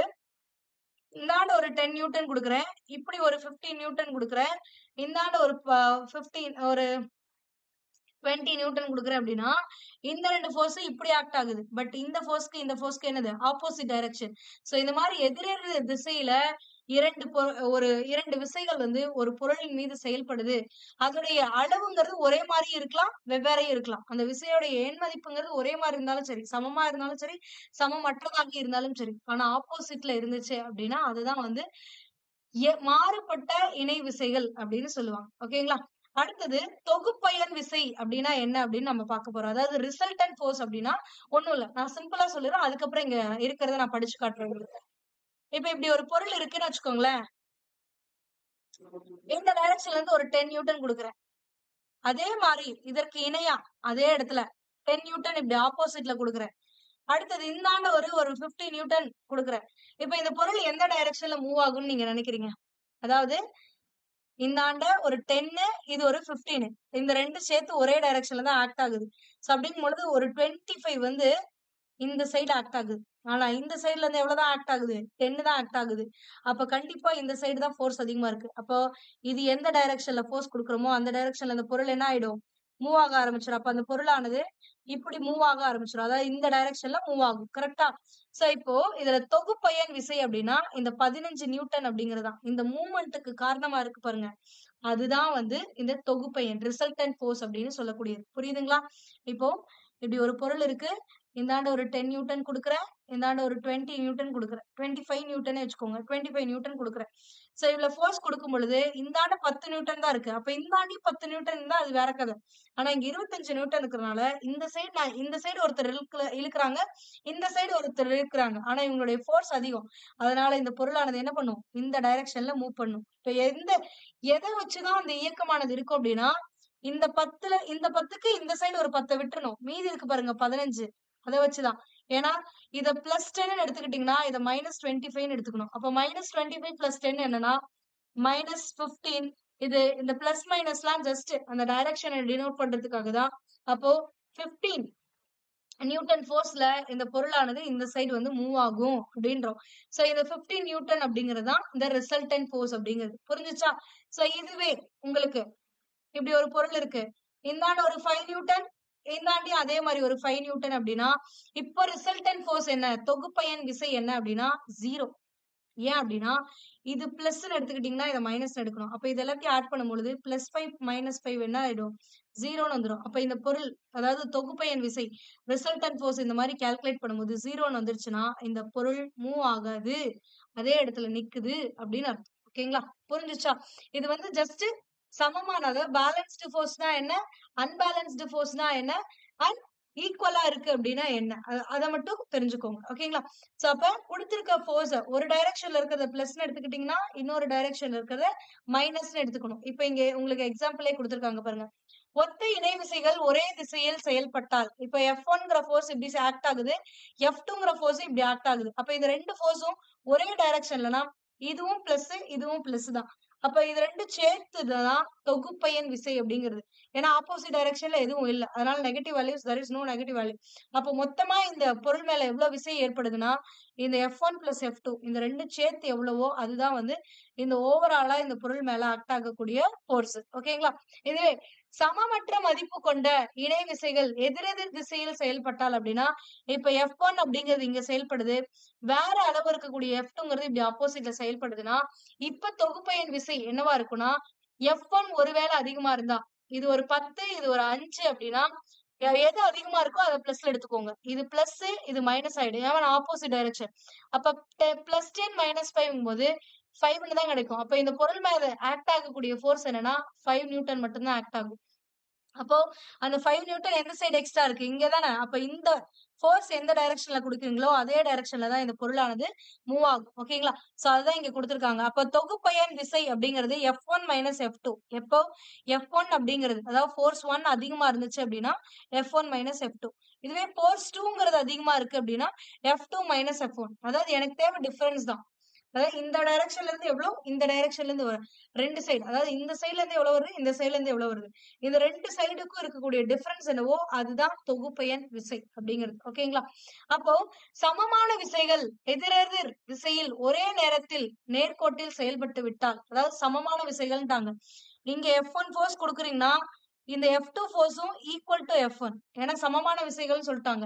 அப்ப ரெண்டு ஃபோர்ஸும் ஈக்குவல் அப்படின்னா இது ஒரு 10னா இது ஒரு 10. அப்ப இத +10ன்னு எடுத்தீங்கன்னா இத -10ன்னு எடுப்பீங்க. அப்ப +10 -10 என்ன ஆயிடும்? 0ன்னு வந்துரும். அப்போ இந்த பொருள் மேல ஆக்ட் ஆகக்கூடிய ஃபோர்ஸ் அப்படிங்கிறது சுழியமாயிடும். அப்போ அந்த பொருளானது ஓய்வு நிலையிலே இருக்கும், இயக்க நிலையில. அதாவது எந்த ஒரு டைரக்ஷன்லயும் மூவ் ஆகாது. Because the forces are balanced. When forces are balanced அது ஆப்ஜெக்ட் என்ன ஆகாது? மூவ் ஆகாது. ஓகேங்களா? ஒருவேளை ஃபோர்ஸஸ் பேலன்ஸ் ஆகல, அன்பேலன்ஸ்டா இருந்தா மட்டும்தான் எந்த சைடு அதிகமா இருக்கோ அந்த சைடு வந்து மூவ் ஆகும். ஓகேங்களா? புரிஞ்சுச்சா? சோ இதுதான் வந்து உங்களுக்கு இங்க பேராகிராஃப்லயும் கொடுத்திருப்பாங்க. வேற எதுவுமே கிடையாது. ஒரு பொருளின் மீது பல்வேறு விசைகள் செயல்படும் போது அவற்றின் மொத்த விளைவை ஏற்படுத்தும் ஒரு தனித்த விசை தொகுப்பயன் விசை. அதாவது ஒரு பல்வேறு விசைகள் வந்து செயல்படும் பொழுது அந்த பொருள் மேல ஓவராலா எவ்வளவு ஃபோர்ஸ் ஆக்ட் ஆகுது அப்படிங்கிறது தான் வந்து தொகுப்பயன் விசை அப்படிங்கிறது. இதன் மதிப்பு செயல்படும் அனைத்து விசைகளின் வெக்டார் கூடுதலுக்கு வெக்டார் கூடுதல் அப்படின்னா திசைகளையும் கன்சிடர் பண்ணும். விசையுடைய எண் மதிப்பு மற்றும் திசை ஆகியவற்றின் கூடுதல். இந்த இடத்துல பிளஸ் மைனஸ்னு போட்டீங்கல்ல, அதுதான் இந்த திசைக்கான கால்குலேஷன். வேற ஒண்ணுமே கிடையாது. அப்போ தொகுப்பு எண் விசையின் மதிப்பு சுழி எனில் பொருள் சமநிலையில் உள்ளது என அறியலாம். இவ்விசைகள் சமன் செய்யப்பட்ட விசைகள் எனப்படும். அதாவது இந்த மாதிரி ஈக்குவல் ஃபோர்ஸ் கொடுக்கும் பொழுது இந்த ஃபோர்ஸ் வந்து 0 ஆயிடும். அப்ப ரிசல்டன்ட் ஃபோர்ஸ் 0 அப்படின்னா அந்த பொருளானது எந்த ஒரு இயக்கத்திலயும் இல்ல. அதாவது எந்த ஒரு சைடும் மூவ் ஆகல. அதே பொசிஷன்லயே இருக்கும். அதாவது ஏன் அதே பொசிஷன்ல இருக்கு, சமநிலையிலேயே இருக்கு அப்படின்னா, அதுல இருக்கக்கூடிய அந்த விசைகளானது சமன் செய்யப்பட்டு விட்டது. அதனால அது அந்த பொருள் எந்த ஒரு டைரக்ஷன்லயும் மூவ் ஆகும். ஓகேங்களா? இதுவே தொகுப்பையின் விசையானது மதிப்பு சுழி இல்லை எனில் அவை பொருட்களின் இயக்கத்திற்கு காரணமாக அமைகின்றன. அந்த பொருளை வந்து இயக்கம். இப்ப இந்த பொருளானது என்ன பண்ணும்? இந்த சைடு மூவ் ஆகும். ஏன்னா இந்த சைடு ஃபோர்ஸ் இருக்கு. அதே மாதிரி இந்த ஃபோர்ஸ் அதிகமா இருந்துச்சுன்னா கண்டிப்பா இந்த பொருளானது இந்த டைரக்ஷன்ல மூவ் ஆகும். ஓகேங்களா? அதுதான் இங்க கொடுக்குறாங்க. ஏன்னா இங்க விசைகள் சமன் செய்யப்படாத விசைகள். அதாவது பொருட்களின் இயக்கத்திற்கு காரணமாக அமைகின்றன. இவை சமன் செய்யப்படாத விசைகள் அப்படின்றோம். இதுக்கு எக்ஸாம்பிளா என்ன கொடுத்திருக்காங்கன்னா, கிணற்றிலிருந்து நீர் எடுக்கும் செயல்முறை செயல்படும் விசையை வந்து இந்த சமமற்ற விசைகள்ல கொடுக்குறாங்க. ஏன்னா சமம் செய்யப்படாத விசையில தான் ஒரு இயக்கமே இருக்கும். ஓகேங்களா? சமன் செஞ்சிருச்சுன்னா அந்த பொருள் மூவ் ஆகுது. ஓகேங்களா? இப்போ நீங்க என்ன பண்றீங்கன்னா, ஒரு கப்பி வச்சுன்னு கூட வேண்டாம். இப்போ ஒரு வாளி இப்படி உள்ள போடுறீங்க. உள்ள போட்டுட்டு இந்த வாளியில தண்ணி நிரம்பிடுச்சு. ஓகேவா? சோ இப்ப என்ன பண்ணுவீங்க? நீங்க இங்க இருந்து இழுப்பீங்க. அப்ப நீங்க இப்படி இழுக்குறீங்க. இந்த டைரக்ஷன்ல இழுக்குறீங்க. அதாவது நீங்க மேல நோக்கி இழுக்குறீங்க. கரெக்ட்டா? இப்படி வச்சுக்கலாம். நீங்க மேல நோக்கி இழுக்குறீங்க. ஆனா இந்த வெயிட் ஆனது கிராவிடேஷனல் ஃபோர்ஸ்னால என்ன பண்ணும்? கீழ நோக்கி இழுக்கும். அப்படிங்கும் பொழுது இந்தாண்ட ஒரு ஃபோர்ஸ் ஆக்ட் ஆகுது. இந்தாண்ட கிராவிடேஷனல் ஃபோர்ஸ் ஆக்ட் ஆகுது. இந்த 2 ஃபோர்ஸ்ல எந்த ஃபோர்ஸ் அதிகமா இருக்கோ அந்த டைரக்ஷன்ல தான் அந்த பொருளானது மூவ் ஆகும். அப்போ கிராவிடேஷனல் ஃபோர்ஸ விட நீங்க எக்ஸ்ட்ரா ஃபோர்ஸ் குடுக்கறதுனால தான் இந்த வாளியானது மேல வருது. ஓகேங்களா? சோ அதுதான். அப்போ இந்த இடத்துல ஈக்குவல் ஃபோர்ஸா இருந்துச்சு அப்படின்னா மூவ் ஆகாது. பட் இந்த கிராவிடேஷனல் ஃபோர்ஸ விட என்னோட ஃபோர்ஸ் அதிகமா இருந்துச்சு அப்படின்னா என் டைரக்ஷன், அதாவது என்ன நோக்கி மேல நோக்கி இந்த பொருளானது வந்துரும். ஓகேங்களா? சோ அதுதான் இதுக்கான எக்ஸாம்பிள். ஓகேங்களா? நெக்ஸ்ட் நெம்புகோலின் மீது செயல்படக்கூடிய விசையும் இதே மாதிரிதான். ஓகேங்களா? அடுத்தது தராசு தட்டில் செயல்படும் விசையின் முதல்வை சமன் செய்யப்படாத விசைகளுக்கு எடுத்துக்காட்டு. தராசு தட்டுமே அதேதான். இப்ப இப்படி இருக்கு அப்படின்னா இந்தாண்ட ஒரு இது வச்சிருப்பீங்க. இந்தாண்ட ஒரு இது வச்சிருப்பீங்க. இங்க நடுவுல முள்ளு இருக்கும். சோ இங்க இருக்கக்கூடியதும் இங்க இருக்கக்கூடியதும் 2 ஃபோர்ஸும் சேமா இருந்துச்சு. அதாவது இது 2மே கீழ நோக்கி தான் தொங்கிட்டு இருக்கு. அப்போ இந்த இந்த எட்ஜ புல் பண்றதும் இந்த எட்ஜ புல் பண்றதும் சேமா இருந்துச்சு அப்படின்னா இந்த இதுவானது என்ன ஆகும்? நேரா இருக்கும். எங்கேயும் சமமா இருக்கும். இதுவே இந்த சைடு கொஞ்சம் வெயிட் அதிகமா போட்டீங்கன்னா இந்த ஃபோர்ஸ் அதனால இந்த முனையானது இப்படி கீழ நோக்கி நகர்ந்துரும். இது மேல போயிரும். சோ அப்ப ஏன் இந்த மோஷன் நடக்குது அப்படின்னா இங்க இருக்கக்கூடிய அந்த ஃபோர்ஸ் தான். அப்ப இது அதிகமா இருக்கும்போது இது கம்மியா இருந்துச்சு அப்படின்னா இந்த ஃபோர்ஸ் அப்படியே மேல போயிடுது. இதனால இது மேல போயிடுது. ஓகேங்களா? இதே கான்செப்ட் தான் நெம்புகோலும். வேற எதுவுமே கிடையாது. ஓகேங்களா? தொகுப்பையின் விசைக்கு சமமான ஆனால் எதிர் திசையில் செயல்படும் ஒரு விசையானது பொருட்களை சமநிலைக்கு கொண்டு வர உதவுகிறது. அதாவது தொகுப்பெண் விசைக்கு சமமான ஆனால் எதிர் திசையில் செயல்படும் ஒரு விசையானது பொருட்களை சமநிலைக்கு கொண்டு வர உதவுகிறது. இந்த விசையை எதிர் சமனி ஈக்லிபிரண்ட் அப்படின்னு அழைப்பாங்க. ஓகேங்களா?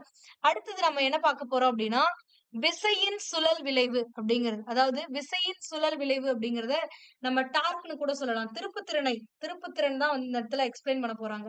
இங்க என்ன கொடுத்திருக்காங்க அப்படிங்கறத ரீட் பண்ணுங்க. உங்களுக்கு ஈஸியா இந்த கான்செப்ட் புரியும். அதாவது உங்களுக்கு இந்த நேம் தான் வந்து புதுசா இருக்கும். இங்க கொடுத்திருக்கக்கூடிய டெஃபினிஷன்ஸ் எல்லாமே நம்மளுடைய டெய்லி லைஃப்ல பார்த்த விஷயமா தான் இருக்கும்.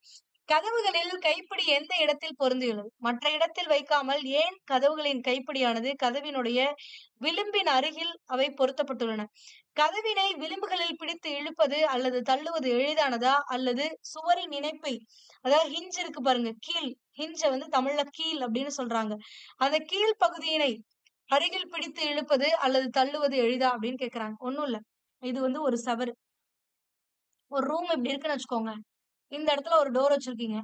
இந்த டோர் இப்படி இருக்குன்னு வச்சுக்கோங்களேன். இந்த இடத்துல ஹிஞ்ச். இது வந்து செவுத்தோட இணைஞ்சிருக்கு. அப்படிங்கும் பொழுது லாட்ச் எங்க இருக்கும்? இங்கதான் இருக்கும். அதாவது அந்த தாழ்பால் வந்து இங்கதான் இருக்கும். ஏன் இங்க வச்சிருக்காங்க? ஏன் இங்க வச்சா என்னன்னா, அந்த கதவோடைய சுவரோடைய இந்த பகுதி வந்து சுவரோட இணைந்திருக்குன்னு வச்சுக்கோங்களேன். இந்த பகுதிய வச்சு இந்த இடத்துல ஃபோர்ஸ் குடுத்து நீங்க இந்த கதவ ஓப்பன் பண்ணா நெறைய ஃபோர்ஸ் குடுக்கணும். அதுவே இந்த இடத்துல கொடுத்தீங்க அப்படின்னா கொஞ்சம் ஃபோர்ஸ்லயே இந்த ரொட்டேஷன் அதிகமா இருக்கும். இதற்கான காரணம் இந்த அச்சுல இருந்து எவ்வளவு தொலைவா இருக்கிறதோ அவ்வளவு ஃபோர்ஸை நம்ம கம்மியா கொடுத்தாலே இந்த பொருளை ஈஸியா ரொட்டேட் பண்ண வச்சிட முடியும். அதுதான் இங்க இருக்கக்கூடிய காரணம். அப்ப ஏன் தாழ்பாலை இங்க வச்சிருக்காங்கன்னா, இங்க வச்சாதான் இங்க திறந்து இப்படி தள்ளும் பொழுது உங்களுக்கு ஈஸியா அந்த கதவை ஓபன் பண்ண முடியும். முடிஞ்சா வேணும்னா நீங்க வேணா போயிட்டு வீட்டுல டோரை லாக் பண்ணிடுங்க. அதாவது சும்மா கதவை சாத்திருங்க. சாத்திட்டு எட்ஜ்ல இருந்து இப்படி தள்ளி பாருங்க. அதாவது இந்த பாயிண்ட் இருக்குல்ல, இந்த பாயிண்ட்ல இருந்து ஏதாவது ஒரு இடத்துல கை வைங்க. இங்கதான் சென்டர்லயே தான் வைக்கணும்ல இல்ல. இந்த எட்ஜ்ல ஏதாவது ஒரு பாயிண்ட வச்சு லைட்டா ஒரு புஷ் கொடுங்க. கதவு ஃபாஸ்ட், கதவு வந்து ரொட்டேட் ஆயிடும் டக்குன்னு.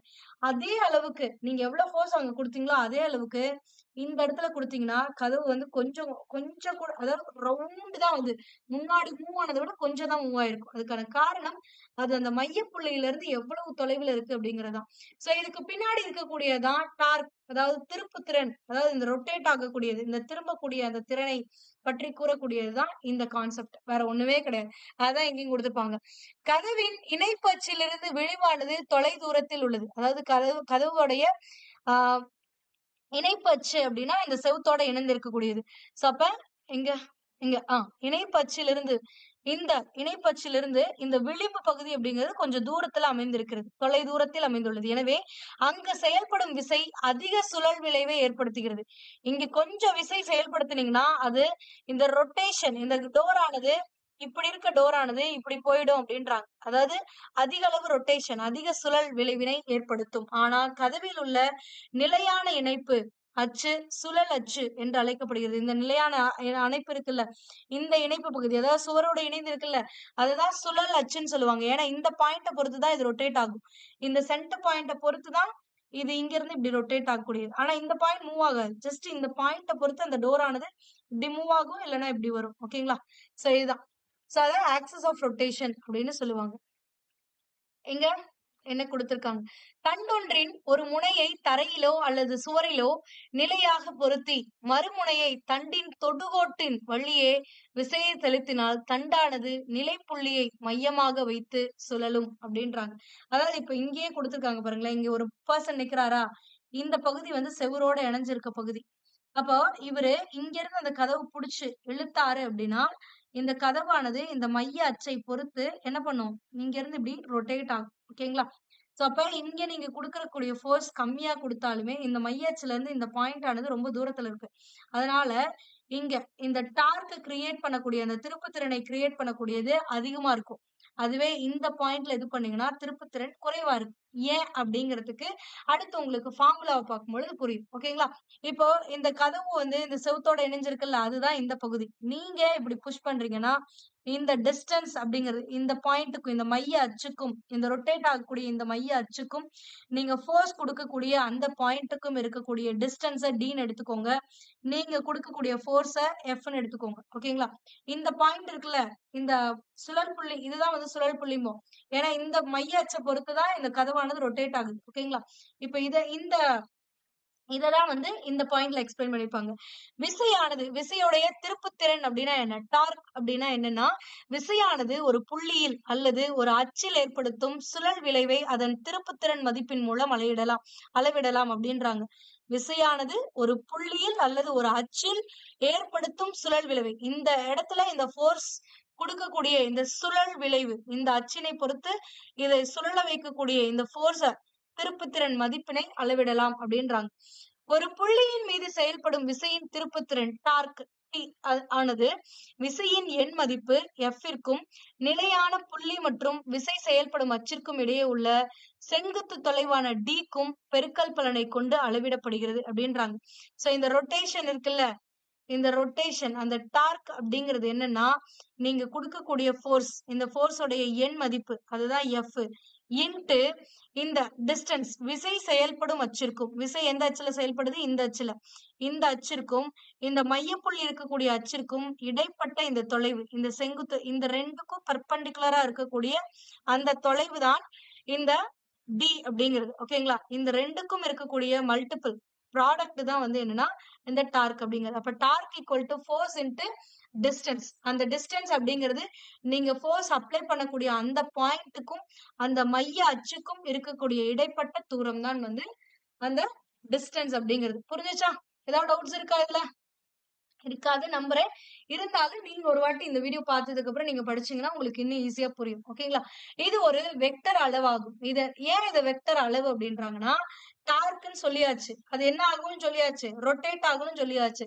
அப்போ இந்த பாயிண்ட்ல நீங்க ஃபோர்ஸ் கொடுத்தீங்கன்னா, இந்த மையப்புள்ளியை பொறுத்து இது என்ன ஆகும்? இப்படி ரொட்டேட் ஆக ஆரம்பிக்குமா? அப்ப இந்த ஃபோர்ஸ்க்கு இதுக்குன்னு ஒரு திசை இருக்கா இல்லையா? இருக்குல்லவா?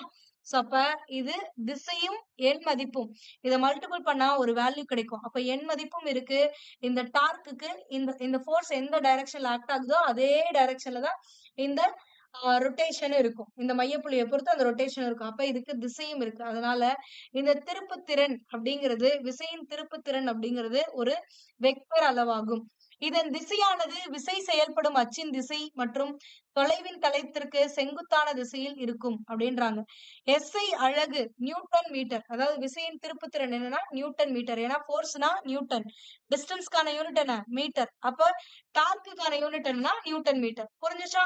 சோ ஏன் வந்து இங்க SI அலகு வந்து நியூட்டன் மீட்டர்னு கொடுத்திருக்காங்கன்னா, போர்ஸ்னா நியூட்டன்னு சொல்லுவோம். போர்ஸோடைய அதாவது விசையின் அலகு நியூட்டன். அப்ப டிஸ்டன்ஸ் எதுல மெஷர் பண்ணுவோம்னா மீட்டர்ல மெஷர் பண்ணுவோம். அப்ப நியூட்டன் மீட்டர் அப்படிங்கிறது தான் இந்த விசையின் திருப்புத்திறனுக்கான அலகு. ஓகேங்களா?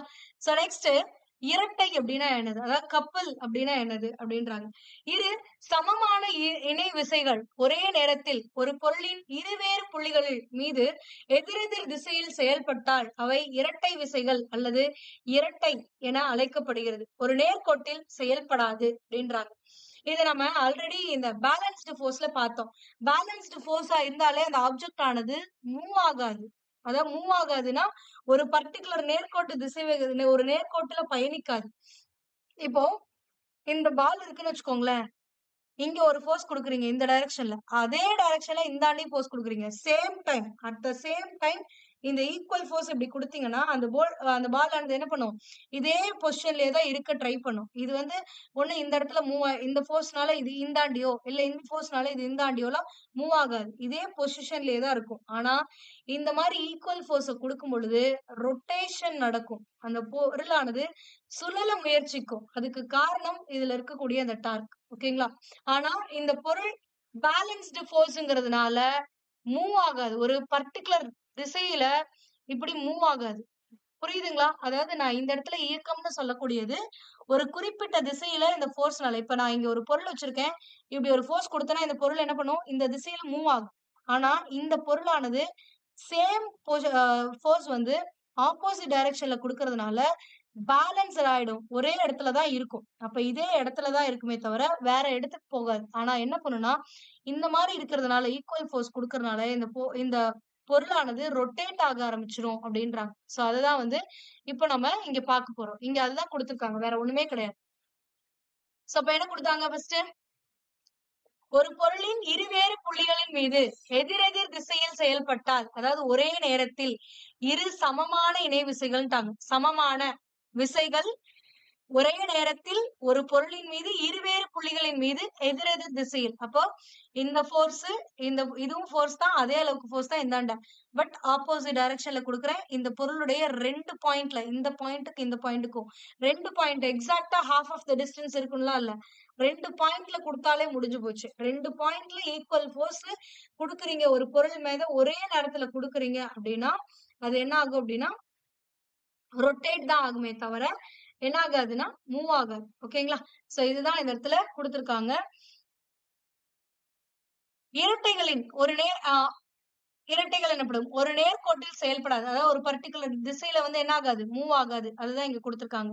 இரட்டைகளின் அதாவது கப்பல் தொகுப்பையின் விசையின் மதிப்பு சுழியாதலால் இவை நேர்கோட்டு இயக்கத்தினை ஏற்படுத்தாது. அதாவது இந்த ஃபோர்ஸும் இந்த சைட்ல ஆக்ட் ஆகக்கூடிய ஃபோர்ஸும் ஈக்குவல் அப்படிங்கறனால ஃபோர்ஸ் மைனஸ் ஃபோர்ஸ் என்னவாயிடும்? 0 ஆயிடும். அப்போ பேலன்ஸ்ட் ஆயிடுச்சு. அப்ப பேலன்ஸ்ட் ஆயிடுச்சுனாவே அது ஒரு இயக்கத்தை உருவாக்காது. இயக்கம் அப்படின்னா ஒரு பர்ட்டிகுலர் திசையில இயக்கத்தை ஏற்படுத்தாது. ஓகேங்களா? அப்ப அடுத்தது என்ன கொடுத்திருக்காங்க? இதுக்கான எக்ஸாம்பிள் என்ன கொடுத்திருக்காங்க? ஆனால் சுழல் விளைவினை ஏற்படுத்தும். இதற்கு இரட்டை திருப்புத்திறன் என்றும் அழைக்கின்றோம். இதனை இரட்டைகளின் திருப்புத்திறன் அதாவது சுத்துருச்சு அப்படின்னாவே திரும்பிருச்சு அப்படின்னாவே அது திருப்புத்திறன் வந்துரும். ஓகேங்களா? இப்போ நீர் குழாய் திறத்தல் மற்றும் மூடுதல் இல்லைன்னா திருகின் சுழற்சி இல்லைன்னா பம்பரத்தின் சுழற்சி முதலியவை இந்த இரட்டைகளுக்கு எக்ஸாம்பிள்ன்றாங்க. இப்போ ஒரு வாட்டர் பாட்டில் மூடி இருக்குன்னு வச்சுக்கோங்களேன். இப்படி இருக்குன்னு வச்சுக்கோங்களேன்.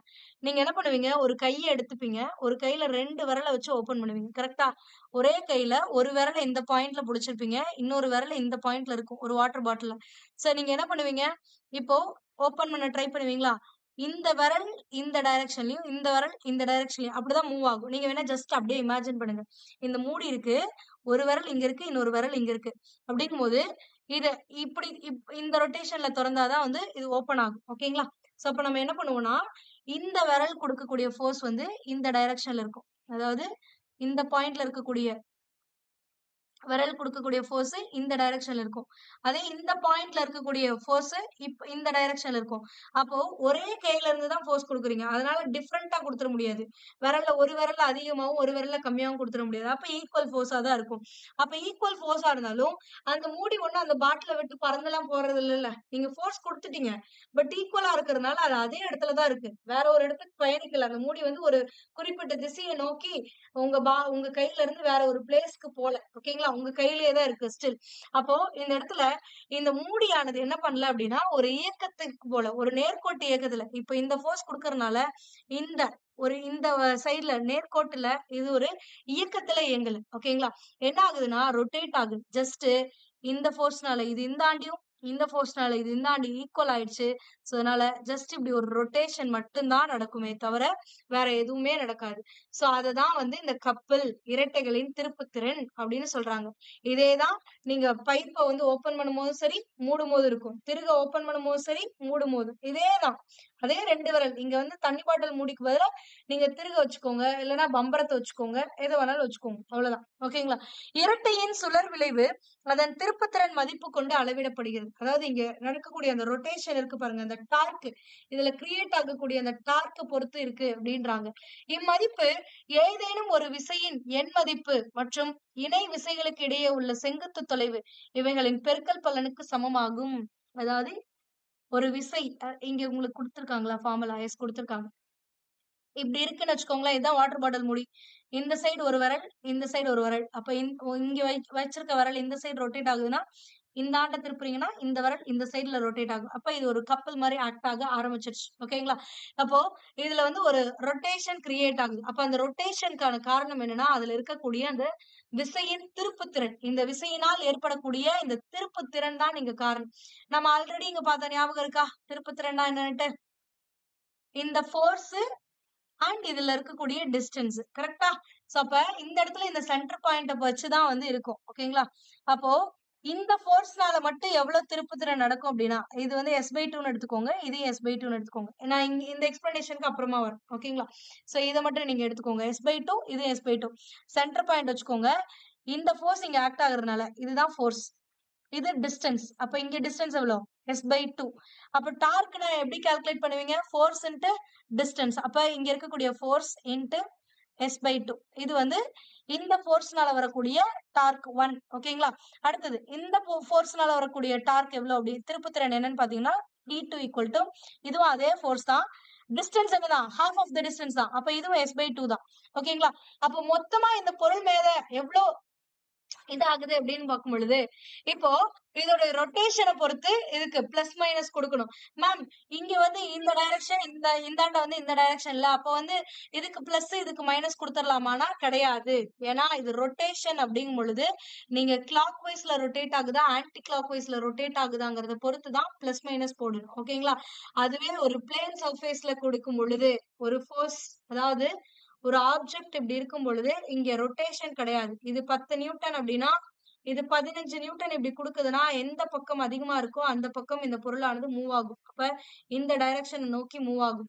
அப்ப இது பிளஸ் இது மைனஸ் எடுத்து போட்டீங்க. ஆனா இந்த இடத்துல rotation is not available. Rotation அப்படிங்கிறது இட்ஸ் நாட் பாசிபிள். ஓகேங்களா? There is no rotation takes place அப்படிங்கும் பொழுது, ஆனா இந்த இடத்துல ரொட்டேஷன் நடக்குது. இந்த ஃபோர்ஸ் இப்படிதானே கொடுக்குறீங்க. அப்ப இது எப்படி சொல்லணும்? இப்படிதானே சொல்லணும். அதே மாதிரி நீங்க இப்படி ஒரு ஃபோர்ஸ் கொடுத்தாலும் அது எப்படிதான் சொல்ல போகுது? ஒரே டைரக்ஷன்ல தான். அதாவது இப்படியே தான் சுழண்டு வரப்போகிறது. அதாவது கிளாக் வைஸ்ல தான் இது ரொட்டேட் ஆகுது. அதுவே நீங்க இப்படி கொடுத்தீங்கன்னா ஆன்டி கிளாக் வைஸ்ல போகும். அப்ப சேம் டைரக்ஷன்ல தான் 2 திருப்புத்திறனுமே டார்க்குமே ஆக்ட் ஆகுது. அப்போ இந்த டார்க்கோட டைரக்ஷன் என்னனாலும் கிளாக் வைஸ் தான். இந்த டார்க் இங்க கிரியேட் ஆகக்கூடிய இந்த டார்க்கோட டைரக்ஷன்னா இப்படி கிளாக் வைஸ் தான். அப்ப ரெண்டுமே கிளாக் வைஸ் அப்படிங்கிறதுனால ரெண்டுக்குமே என்ன பண்ணிடலாம் அப்படின்னா மைனஸ் சிம்பிள் போடுவாங்க. ஓகேங்களா? கிளாக் வைஸ்னா மைனஸ், ஆன்டி கிளாக் வைஸ்னா பிளஸ்னு போடுவாங்க இந்த டார்க்கை பொறுத்த வரைக்கும். பட் நீங்க ஜஸ்ட் எடுத்துக்கோங்க, ரெண்டுமே சேம் தானே, அதனால சைனை கன்சிடர் பண்ணாம ஓவராலா இந்த பொருள் மேலே எவ்வளவு திருப்புத்திறன் ஆக்ட் ஆகுதுன்னு பாத்தீங்கன்னா fs by 2 அதே மாதிரி பிளஸ் fs by 2 இன்னொரு fs by 2. ஓகேங்களா? மொத்தமா 2 திருப்புத்திறன் 1 பிளஸ் 2 ஆட் பண்ணும்போது இது. அப்ப f காமனா இருக்கனால வெளில எடுத்துருவீங்க. f வெளில எடுத்துட்டீங்கன்னா s by 2 plus s by 2 என்னவாயிடும்? s ன்னு மாறிடும். ஹாஃப் ஒரு ஹாஃப் என்னவாயிடும்? 1 ன்னு மாறிடுமா? அப்ப என்ன ஆயிடும்? டார்க் ஈக்குவல் டு ஓவராலா இந்த இதுக்கு மேல ஆக்ட் ஆகக்கூடிய அந்த கப்பிள், அதாவது அந்த ஓவரால் டார்க் எவ்வளவுன்னு பாத்தீங்கன்னா fs ன்னு வந்துரும். ஓகேங்களா? இந்த ஓவரால் டார்க் வந்து என்னன்னு சொல்லுவாங்கன்னா இரட்டையின் திருப்புத்திறன். வெறும் திருப்புத்திறன்னா ஓகே, பட் இந்த கற்புள்ள திருப்புத்திறன் போது எம் அப்படிங்கிற குறியீட்டை பயன்படுத்துறாங்க. இப்ப விசையின் மதிப்பு எஃப் இன்ட்டு இந்த ரெண்டு இசை இடைப்பட்ட தொலைவு தான் வந்து ஓவராலா நம்மளுக்கு ஃபைனலா கிடைக்க போகுது. இது வந்து நான் உங்களுக்கு புரியணுங்கிறதுக்காக சொல்லியிருக்கேன். ஓகேங்களா? இதையே இங்க ஷார்ட்டா இப்படி போட்டாங்க. ஒரு ஃபோர்ஸை மட்டும் நீங்க வந்து என்கிட்ட கேட்டக்கூடாது, மேம் இங்க 2 ஃபோர்ஸ் கொடுத்துருக்காங்கல்ல, அப்ப நீங்க வந்து 2 டைம் இல்ல எனக்கு எடுத்து எஃப்எஸ் அதாவது இவங்க போட்டிருக்கிறபடி இரட்டை திருப்புத்திறன் இங்க எவ்வளவு திருப்புத்திறன் இருக்கும் அப்படின்னா which is equal to விசையின் எண் மதிப்பு ஃபோர்ஸ் இன்ட்டு இந்த ரெண்டு ஃபோர்ஸ்க்கு நடுவுல இணை விசைகளுக்கு இடைப்பட்டுள்ள செங்குத்து தொலைவு. அப்ப இந்த ஃபோர்ஸ்க்கு இந்த ஃபோர்ஸ்க்கு நடுவுல இருக்கக்கூடிய அந்த டிஸ்டன்ஸ் fs அப்படின்னு போட்டுட்டேன் அப்படின்னா மேம் அப்ப இந்த ஃபோர்ஸை கன்சிடர் பண்ணி போட்டீங்களா இல்ல இந்த ஃபோர்ஸை கன்சிடர் பண்ணி இதை போட்டீங்களான்னு கேட்பீங்க. அதனாலதான் சொல்றேன், இந்த பர்டிகுலர் ஃபோர்ஸை மட்டும் நீங்க கன்சிடர் பண்ணீங்கன்னா fs by 2 கிடைக்கும். இந்த ஃபோர்ஸை கன்சிடர் பண்ணீங்கன்னா fs by 2 கிடைக்கும். அப்ப ரெண்டையும் ஆட் பண்ணும்போது ஓவராலா இந்த பொருள் மேல fsன்னு கிடைக்கும். ஓகேங்களா? அதுதான் இங்க அவங்க உங்களுக்கு அதாவது ரொம்ப டீடைல்ட் எக்ஸ்பிளனேஷன் வேணும் நீங்க கொடுத்துருக்காங்க. ஓகேங்களா? அப்போ இதன் எஸ்ஐ அழகு என்ன அப்படின்னு பாத்தீங்கன்னா நியூட்டன் மீட்டர். ஏன்னா இதேதான் வரும், ஃபோர்ஸ் நான் நியூட்டன், இந்த டிஸ்டன்ஸ் தான் எஸ்ன்னு எடுத்துக்கிட்டேன், அப்ப இந்த டிஸ்டன்ஸ்க்கு மீட்டர். அப்போ இந்த இரட்டையின் திருப்புத்திறன் நியூட்டன் மீட்டர் தான். அது கப்பலோட திருப்புத்திறனா இருந்தாலும் சரி, நார்மலா ஒரு ஆப்ஜெக்ட் மேல இருக்கக்கூடிய திருப்புத்திறனாம இருந்தாலும் சரி. ஓகேங்களா? சோ அதான். அப்ப சிஜிஎஸ் அலகு அப்படின்னு பாத்தீங்கன்னா டைன் சென்டிமீட்டர் ஆகும் அப்படின்றாங்க. அதாவது சிஜிஎஸ்ல வந்து ஃபோர்ஸை வந்து டைன் அப்படின்னு மெஷர் பண்ணுவாங்க, டைன், அண்ட் இதை வந்து சென்டிமீட்டர்ல, அப்ப டைன் சென்டிமீட்டர். ஓகேங்களா? விசையின் திருப்புத்திறன் ஒரு வெக்டர் அளவாகும். ஏன்னா ஒரு பர்டிகுலர் திசையை நோக்கி, திசை இருக்குல்ல, கிளாக் வைஸா ஆன்டி கிளாக் வைஸான்னு, அதனால இந்த திருப்புத்திறனாலே அந்த ஃபோர்ஸ் எந்த டைரக்ஷன்ல ஆக்ட் ஆகுதோ, அதாவது இது எந்த டைரக்ஷன்ல ஆக்ட் ஆகுதோ அதே டைரக்ஷனை நோக்கி இந்த இதுவுமே இருக்கும். அதாவது இந்த ரெண்டுக்கும் நடுவுல இப்படி போகும். ஓகேங்களா? அதான். சோ அப்ப திருப்புத்திறனின் திசையானது வலஞ்சுழி அப்படின்னா கிளாக் வைஸ், அதாவது இப்படி வர்றது. கிளாக் எப்படி ரொட்டேட் ஆகும், இப்படி ரொட்டேட் ஆகுமா? சோ அந்த மாதிரி ரொட்டேட் ஆச்சு அப்படின்னா அதற்கு எதிர்குறி மைனஸும், இதுவே இடஞ்சுழியாக இருந்துச்சு அப்படின்னா அதுக்கு பாசிட்டிவ் சைன், அதாவது பிளஸும் போடணும். இடஞ்சுழி அப்படின்னா இங்கிலீஷ்ல ஆன்டி கிளாக் வைஸ்னு சொல்லுவாங்க. சோ இதுதான் வந்து ஓவரால். ஓகேங்களா? நான் இந்த டயக்ராம் வச்சு பார்க்கும் பொழுது ரெண்டுமே மைனஸ்ல தான் வந்திருக்கும், ஏன்னா ஆன்டி கிளாக் வைஸ், அதனால ரெண்டுமே மைனஸ் எஃப்எஸ்னு கிடைக்கும். அதுவே இந்த டயக்ராம் போது கிளாக் வைஸ்ல வந்திருக்கும், சாரி ஆன்டி கிளாக் வைஸ்ல வந்திருக்கும். அப்படிங்கும் பொழுது எனக்கு என்ன ஆயிருக்கும் அப்படின்னா ரெண்டுமே பிளஸ்ல கிடைச்சிருக்கும். அது வந்து அந்த கப்பல் ஆக்ட் ஆகக்கூடிய அந்த ஃபோர்ஸோட டைரக்ஷனை வச்சு மாறும். ஓகேங்களா? சோ இதுதான் இதற்கான எக்ஸ்பிளனேஷன். புரிஞ்சுச்சா? ஏதாவது டவுட்ஸ் இருக்கா? இல்ல நெக்ஸ்ட் ஒன் பார்க்கலாமா? நெக்ஸ்ட் ஒன் வந்து ஜஸ்ட் எக்ஸாம்பிள்ஸ் கொடுத்துருக்காங்க, அவ்வளவுதான், வேற எதுவுமே கிடையாது. இதையும் பார்த்துட்டு இந்த வகுப்பை முடிச்சுக்கலாம். அடுத்த வகுப்புல செகண்ட் ஹாஃப் பார்க்கலாம். விசையின் திருப்புத்திறன் செயல்படக்கூடிய எடுத்துக்காட்டுகள், அதாவது இந்த மாதிரி திருப்புத்திறன் எங்கெல்லாம் இருக்கும் அப்படின்னா கியர்ஸ்ல இருக்கும் அப்படின்றாங்க. இப்போ ஒரு கியர்னா எப்படி இருக்கும்? பற்சக்கரங்கள் வட்டப்பரப்பின் விளிம்புகளில் பல் போன்ற மாற்றம் செய்யப்பட்டிருக்கும். இப்படி இருக்குமா கியர்? நீங்க சைக்கிள்லாம் அந்த சைக்கிள்ல வண்டியில அப்படிலாம் இந்த கியரை பார்க்கலாம். இந்த கியர்ல வந்துட்டு என்ன ஆகும் அப்படின்னா விளிம்புகளில் பல் போன்ற மாற்றம் அமைப்புகள் உள்ள பற்சக்கரங்கள் மூலம் திருப்பு விசையினை மாற்றி இயக்குகின்ற வாகனங்களின் சுழற்சி வேகத்தை மாற்றலாம். அப்ப இந்த கியர்ல வந்து என்ன ஆகும்னா இந்த செயின் ஆனது இங்க டச் ஆகும் பொழுது, அதாவது ஒரு பர்டிகுலர் இங்க மேலே கீழே தான் டச் ஆகும். பாத்தீங்கன்னா உங்களுக்கு தெரியும், இப்படி இருக்குன்னா இந்த பாயிண்ட்லயும் டச் ஆகும். அப்ப இது இப்படி இழுத்து விடும், அதாவது இந்த இடத்துல செயின் இப்படி மாட்டிருக்கீங்கன்னா இந்த செயின்ல இருக்கக்கூடிய மோஷனால இது இப்படி இது பண்ணும். அதே இடத்துல இந்தாண்ட வரும்பொழுது இப்படி வெளியில தள்ளி விடும். அப்படிங்கும்போது இது ஒரு கப்பல் மாதிரி ஒரு திருப்புத்திறன் இங்க இங்க வந்து ஒரு ரொட்டேஷன் இருக்கு. சோ அந்த ரொட்டேஷனாலதான் அந்த டயருடைய ரொட்டேஷன் வந்து மாறும். ஓகேங்களா?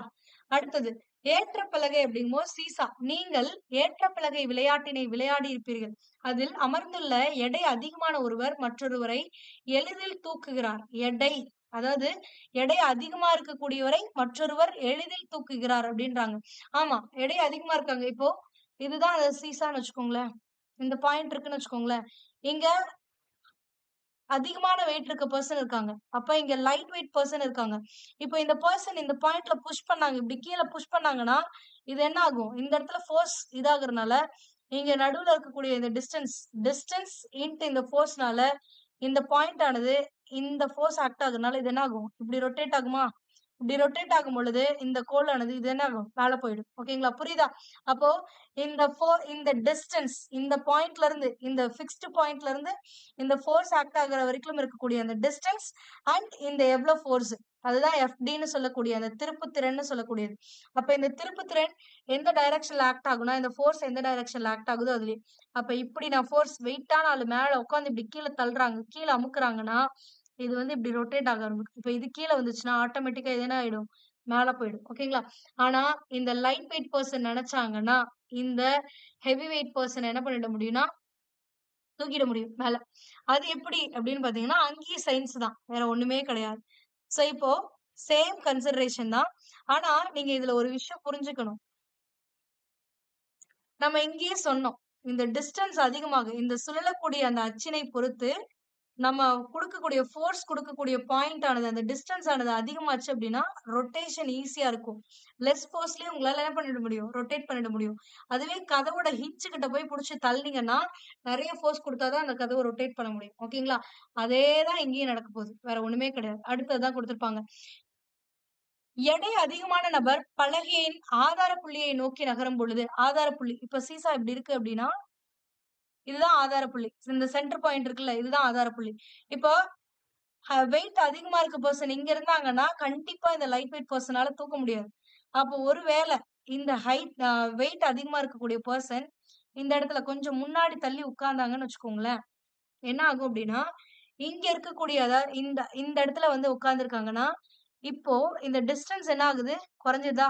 இந்த டிஸ்டன்ஸ் கம்மியாகுது. இந்த பாயிண்ட்ல இருந்து இந்த எந்த சுழலக்கூடிய அச்சுல இருந்து இந்த பாயிண்ட்ல இருந்து இந்த டிஸ்டன்ஸ் கம்மியா இருக்கு. வெயிட் அதிகம், ஃபோர்ஸ் அதிகமா தான் இருக்கு. ஆனா என்னது டிஸ்டன்ஸ் கம்மியா இருக்கு. ஆனா இங்க அந்த டிஸ்டன்ஸ் அதிகமா இருக்கு, ஃபோர்ஸ் கம்மியா இருக்குங்கும் பொழுது கண்டிப்பா இந்த டிஸ்டன்ஸ் அதிகமா இருக்கும் பொழுது எஃப் இன்ட்டு டிஸ்டன்ஸ் போடும் பொழுது நீங்க மல்டிபிள் பண்ணும்போது இது அதிகமா இருந்தாலுமே இதை விட அதிகமா மாத்திர முடியும். சோ அதனால இந்த பர்சனால ரொட்டேஷனை கொண்டு வர முடியும். அப்ப இவங்க லைட்டா இங்க ஃபோர்ஸ் கொடுத்தாங்கனாலே இவங்க வந்து மேல போயிருவாங்க. ஓகேங்களா? சோ அதான். ஆனா அதுக்கு அவங்க எட்ஜ்ல இருக்க கூடாது. இவங்களும் ஈக்குவல் டிஸ்டன்ஸ், அதாவது சென்டர் பாயிண்ட்ல இருந்து இவங்களும் ஈக்குவல் டிஸ்டன்ஸ், இவங்களும் அதே டிஸ்டன்ஸ்ல இருந்தாங்கன்னா வெயிட்டா வெயிட்டா இருக்கக்கூடிய பர்சன் இந்த லைட் வெயிட் பர்சன் வந்து புஷ் பண்ண முடியாது. ஆனா கொஞ்சம் முன்னாடி வந்தாங்கன்னா இந்த திருப்புத்திறன் அப்படிங்கறதன் காரணமாக டிஸ்டன்ஸ் குறையுது. அப்ப இவங்களுடைய ஃபோர்ஸ் இன்ட்டு டிஸ்டன்ஸ் போடும்போது இந்த டார்க் வந்து கம்மியா இருக்கும். இவங்களது அதே ஃபோர்ஸ் கம்மி பட் டிஸ்டன்ஸ் டபுள் ஆகும் பொழுது இதை விட இது எக்ஸஸ் ஆகிறதுக்கான பாசிபிலிட்டிஸ் இருக்கு. ஓகேங்களா? அதான் எடை. இது எடை குறைவான நபர் எடை அதிகமான நபரை தூக்க வகை செய்கிறது. அதாவது திருப்பு விசை செயல்பாடு குறைகிறது. அதாவது இந்த பர்சனுடைய திருப்பு விசை குறையுது. ஆனா இந்த பர்சனுக்கு டிஸ்டன்ஸ் அதிகமாகிறதுனால திருப்பு விசை அதிகரிக்கும், அதனால இதாகும். இதே மாதிரிதான் ஸ்டியரிங் வீல்ல, அதாவது திருப்பு சக்கரத்திலையும் வந்து ரொட்டேஷன் நம்ம ரொட்டேட் பண்றதுனாலதான் வந்து என்ன ஆகுது? அந்த பெரிய வண்டியெல்லாம் கூட ஈஸியா வந்து நம்மளால மூவ் பண்ண முடியும். ஓகேங்களா? அடுத்தது இந்த திருப்பு திறன்களின் தத்துவம், பிரின்சிபல் தத்துவம் அதாவது பிரின்சிபல் ஆஃப் மூமெண்ட்ஸ் அப்படிங்கறத பாத்துருங்க. சமநிலையில் உள்ள பொருள் ஒன்றின் மீது சமமதிப்புள்ள அல்லது சமமதிப்பற்ற விசைகள் இணையாகவோ அல்லது எதிரிணையாகவோ செயல்பட்டால் அப்பொருட்களின் மீது மொத்த வலஞ்சுழி திருப்புத்திறனும் மொத்த இடஞ்சுழி திருப்புத்திறனும் சமமாக இருக்கும் அப்படின்றாங்க. ஆக்சுவலி என்னன்னா இந்த செகண்ட் டெபினேஷனை படிச்சிட்டீங்கன்னா உங்களுக்கு ஈஸியா புரியும். சமநிலையில் உள்ள ஒரு பொருளின் மீது ஒரு புள்ளியின் மீது செயல்படும் அனைத்து விசைகளின் திருப்புத்திறன்களின் கூடுதல் சுழி. அவ்வளவுதான், வேற ஒண்ணுமே கிடையாது. இப்போ ஒரு பொருள் இப்படி ஸ்ட்ரெயிட்டாவே இருக்கு, ஆனா இந்த ஹிஞ்ச் இங்கதான் இருக்கு, இருந்தாலும் இது ஸ்ட்ரெயிட்டா இருக்கு, எந்த ஒரு ரொட்டேஷன்லயும் இல்லாம சமநிலையில இருக்கு அப்படின்னா அதுக்கான காரணம் என்னன்னா, இங்க அப்ளை ஆகக்கூடிய ஃபோர்ஸ், அதாவது 2 பாயிண்ட்லயுமே ஃபோர்ஸ் அப்ளை ஆகுது. இந்த பாயிண்ட்லயும் ஃபோர்ஸ் 1 அப்படிங்கிறது அப்ளை ஆகுது. இங்க பாருங்க, இங்க ஃபோர்ஸ் 1 அப்ளை ஆகுது, இங்க ஃபோர்ஸ் 2 அப்ளை ஆகுது. அப்ப ரெண்டுலயுமே ஃபோர்ஸ் அப்ளை ஆகுது. ஆனா இந்த சென்டர் பாயிண்ட்ல இருந்து இந்த ஃபோர்ஸ் அப்ளை ஆகக்கூடிய டிஸ்டன்ஸ் கம்மி, d1 தான். ஆனா இங்க டிஸ்டன்ஸ் இதே மாதிரி டபுள் டைம் இருக்கு. ஓகேங்களா? சோ அப்ப இந்த ஃபோர்ஸ் ஈவன் கம்மியா இருந்தா கூட F2 இன்டு d2 அப்படிங்கிறது டிஸ்டன்ஸ் அதிகமாக்கும் பொழுது இந்த திருப்புத்திறனானது அதிகம். ஓகேவா?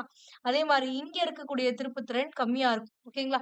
சோ அப்ப ஈக்குவலைஸ் ஆயிடும் அப்படின்றாங்க. அதாவது இங்க ஃபோர்ஸ் அதிகம், இங்க டிஸ்டன்ஸ் கம்மி. ஆனா இங்க ஃபோர்ஸ் கம்மி, இங்க டிஸ்டன்ஸ் அதிகம். அப்படிங்கும் பொழுது இந்த திருப்புத்திறனும் ஈக்குவலா இருந்துச்சு அப்படின்னா இது ஆன்டி கிளாக் வைஸ்ல ரொட்டேட் ஆகுது, அப்ப இது பிளஸ். இது கிளாக் வைஸ்ல ரொட்டேட் ஆகுது, அப்ப இதுக்கு மைனஸ் கொடுப்போம். அப்ப ஈக்குவலா இருக்கும்போது பிளஸ் மைனஸ் வந்து 0 ஆயிடும். அப்ப சுழி ஆயிடுச்சு அப்படின்னா, இந்த திருப்புத்திறனுடைய கூடுதல் சுழி ஆயிடுச்சுன்னா அந்த பொருள் ஆனது சமநிலையில இருக்கும் அப்படிங்கறதா இதற்கான பொருள், வேற ஒண்ணுமே கிடையாது. ஓகேங்களா? இதுதான் வந்து பிரின்சிபல் ஆஃப் மொமெண்டம்னு சொல்லக்கூடியது. இதுதான் உங்களுக்கு இங்கேயும் கொடுத்திருப்பாங்க.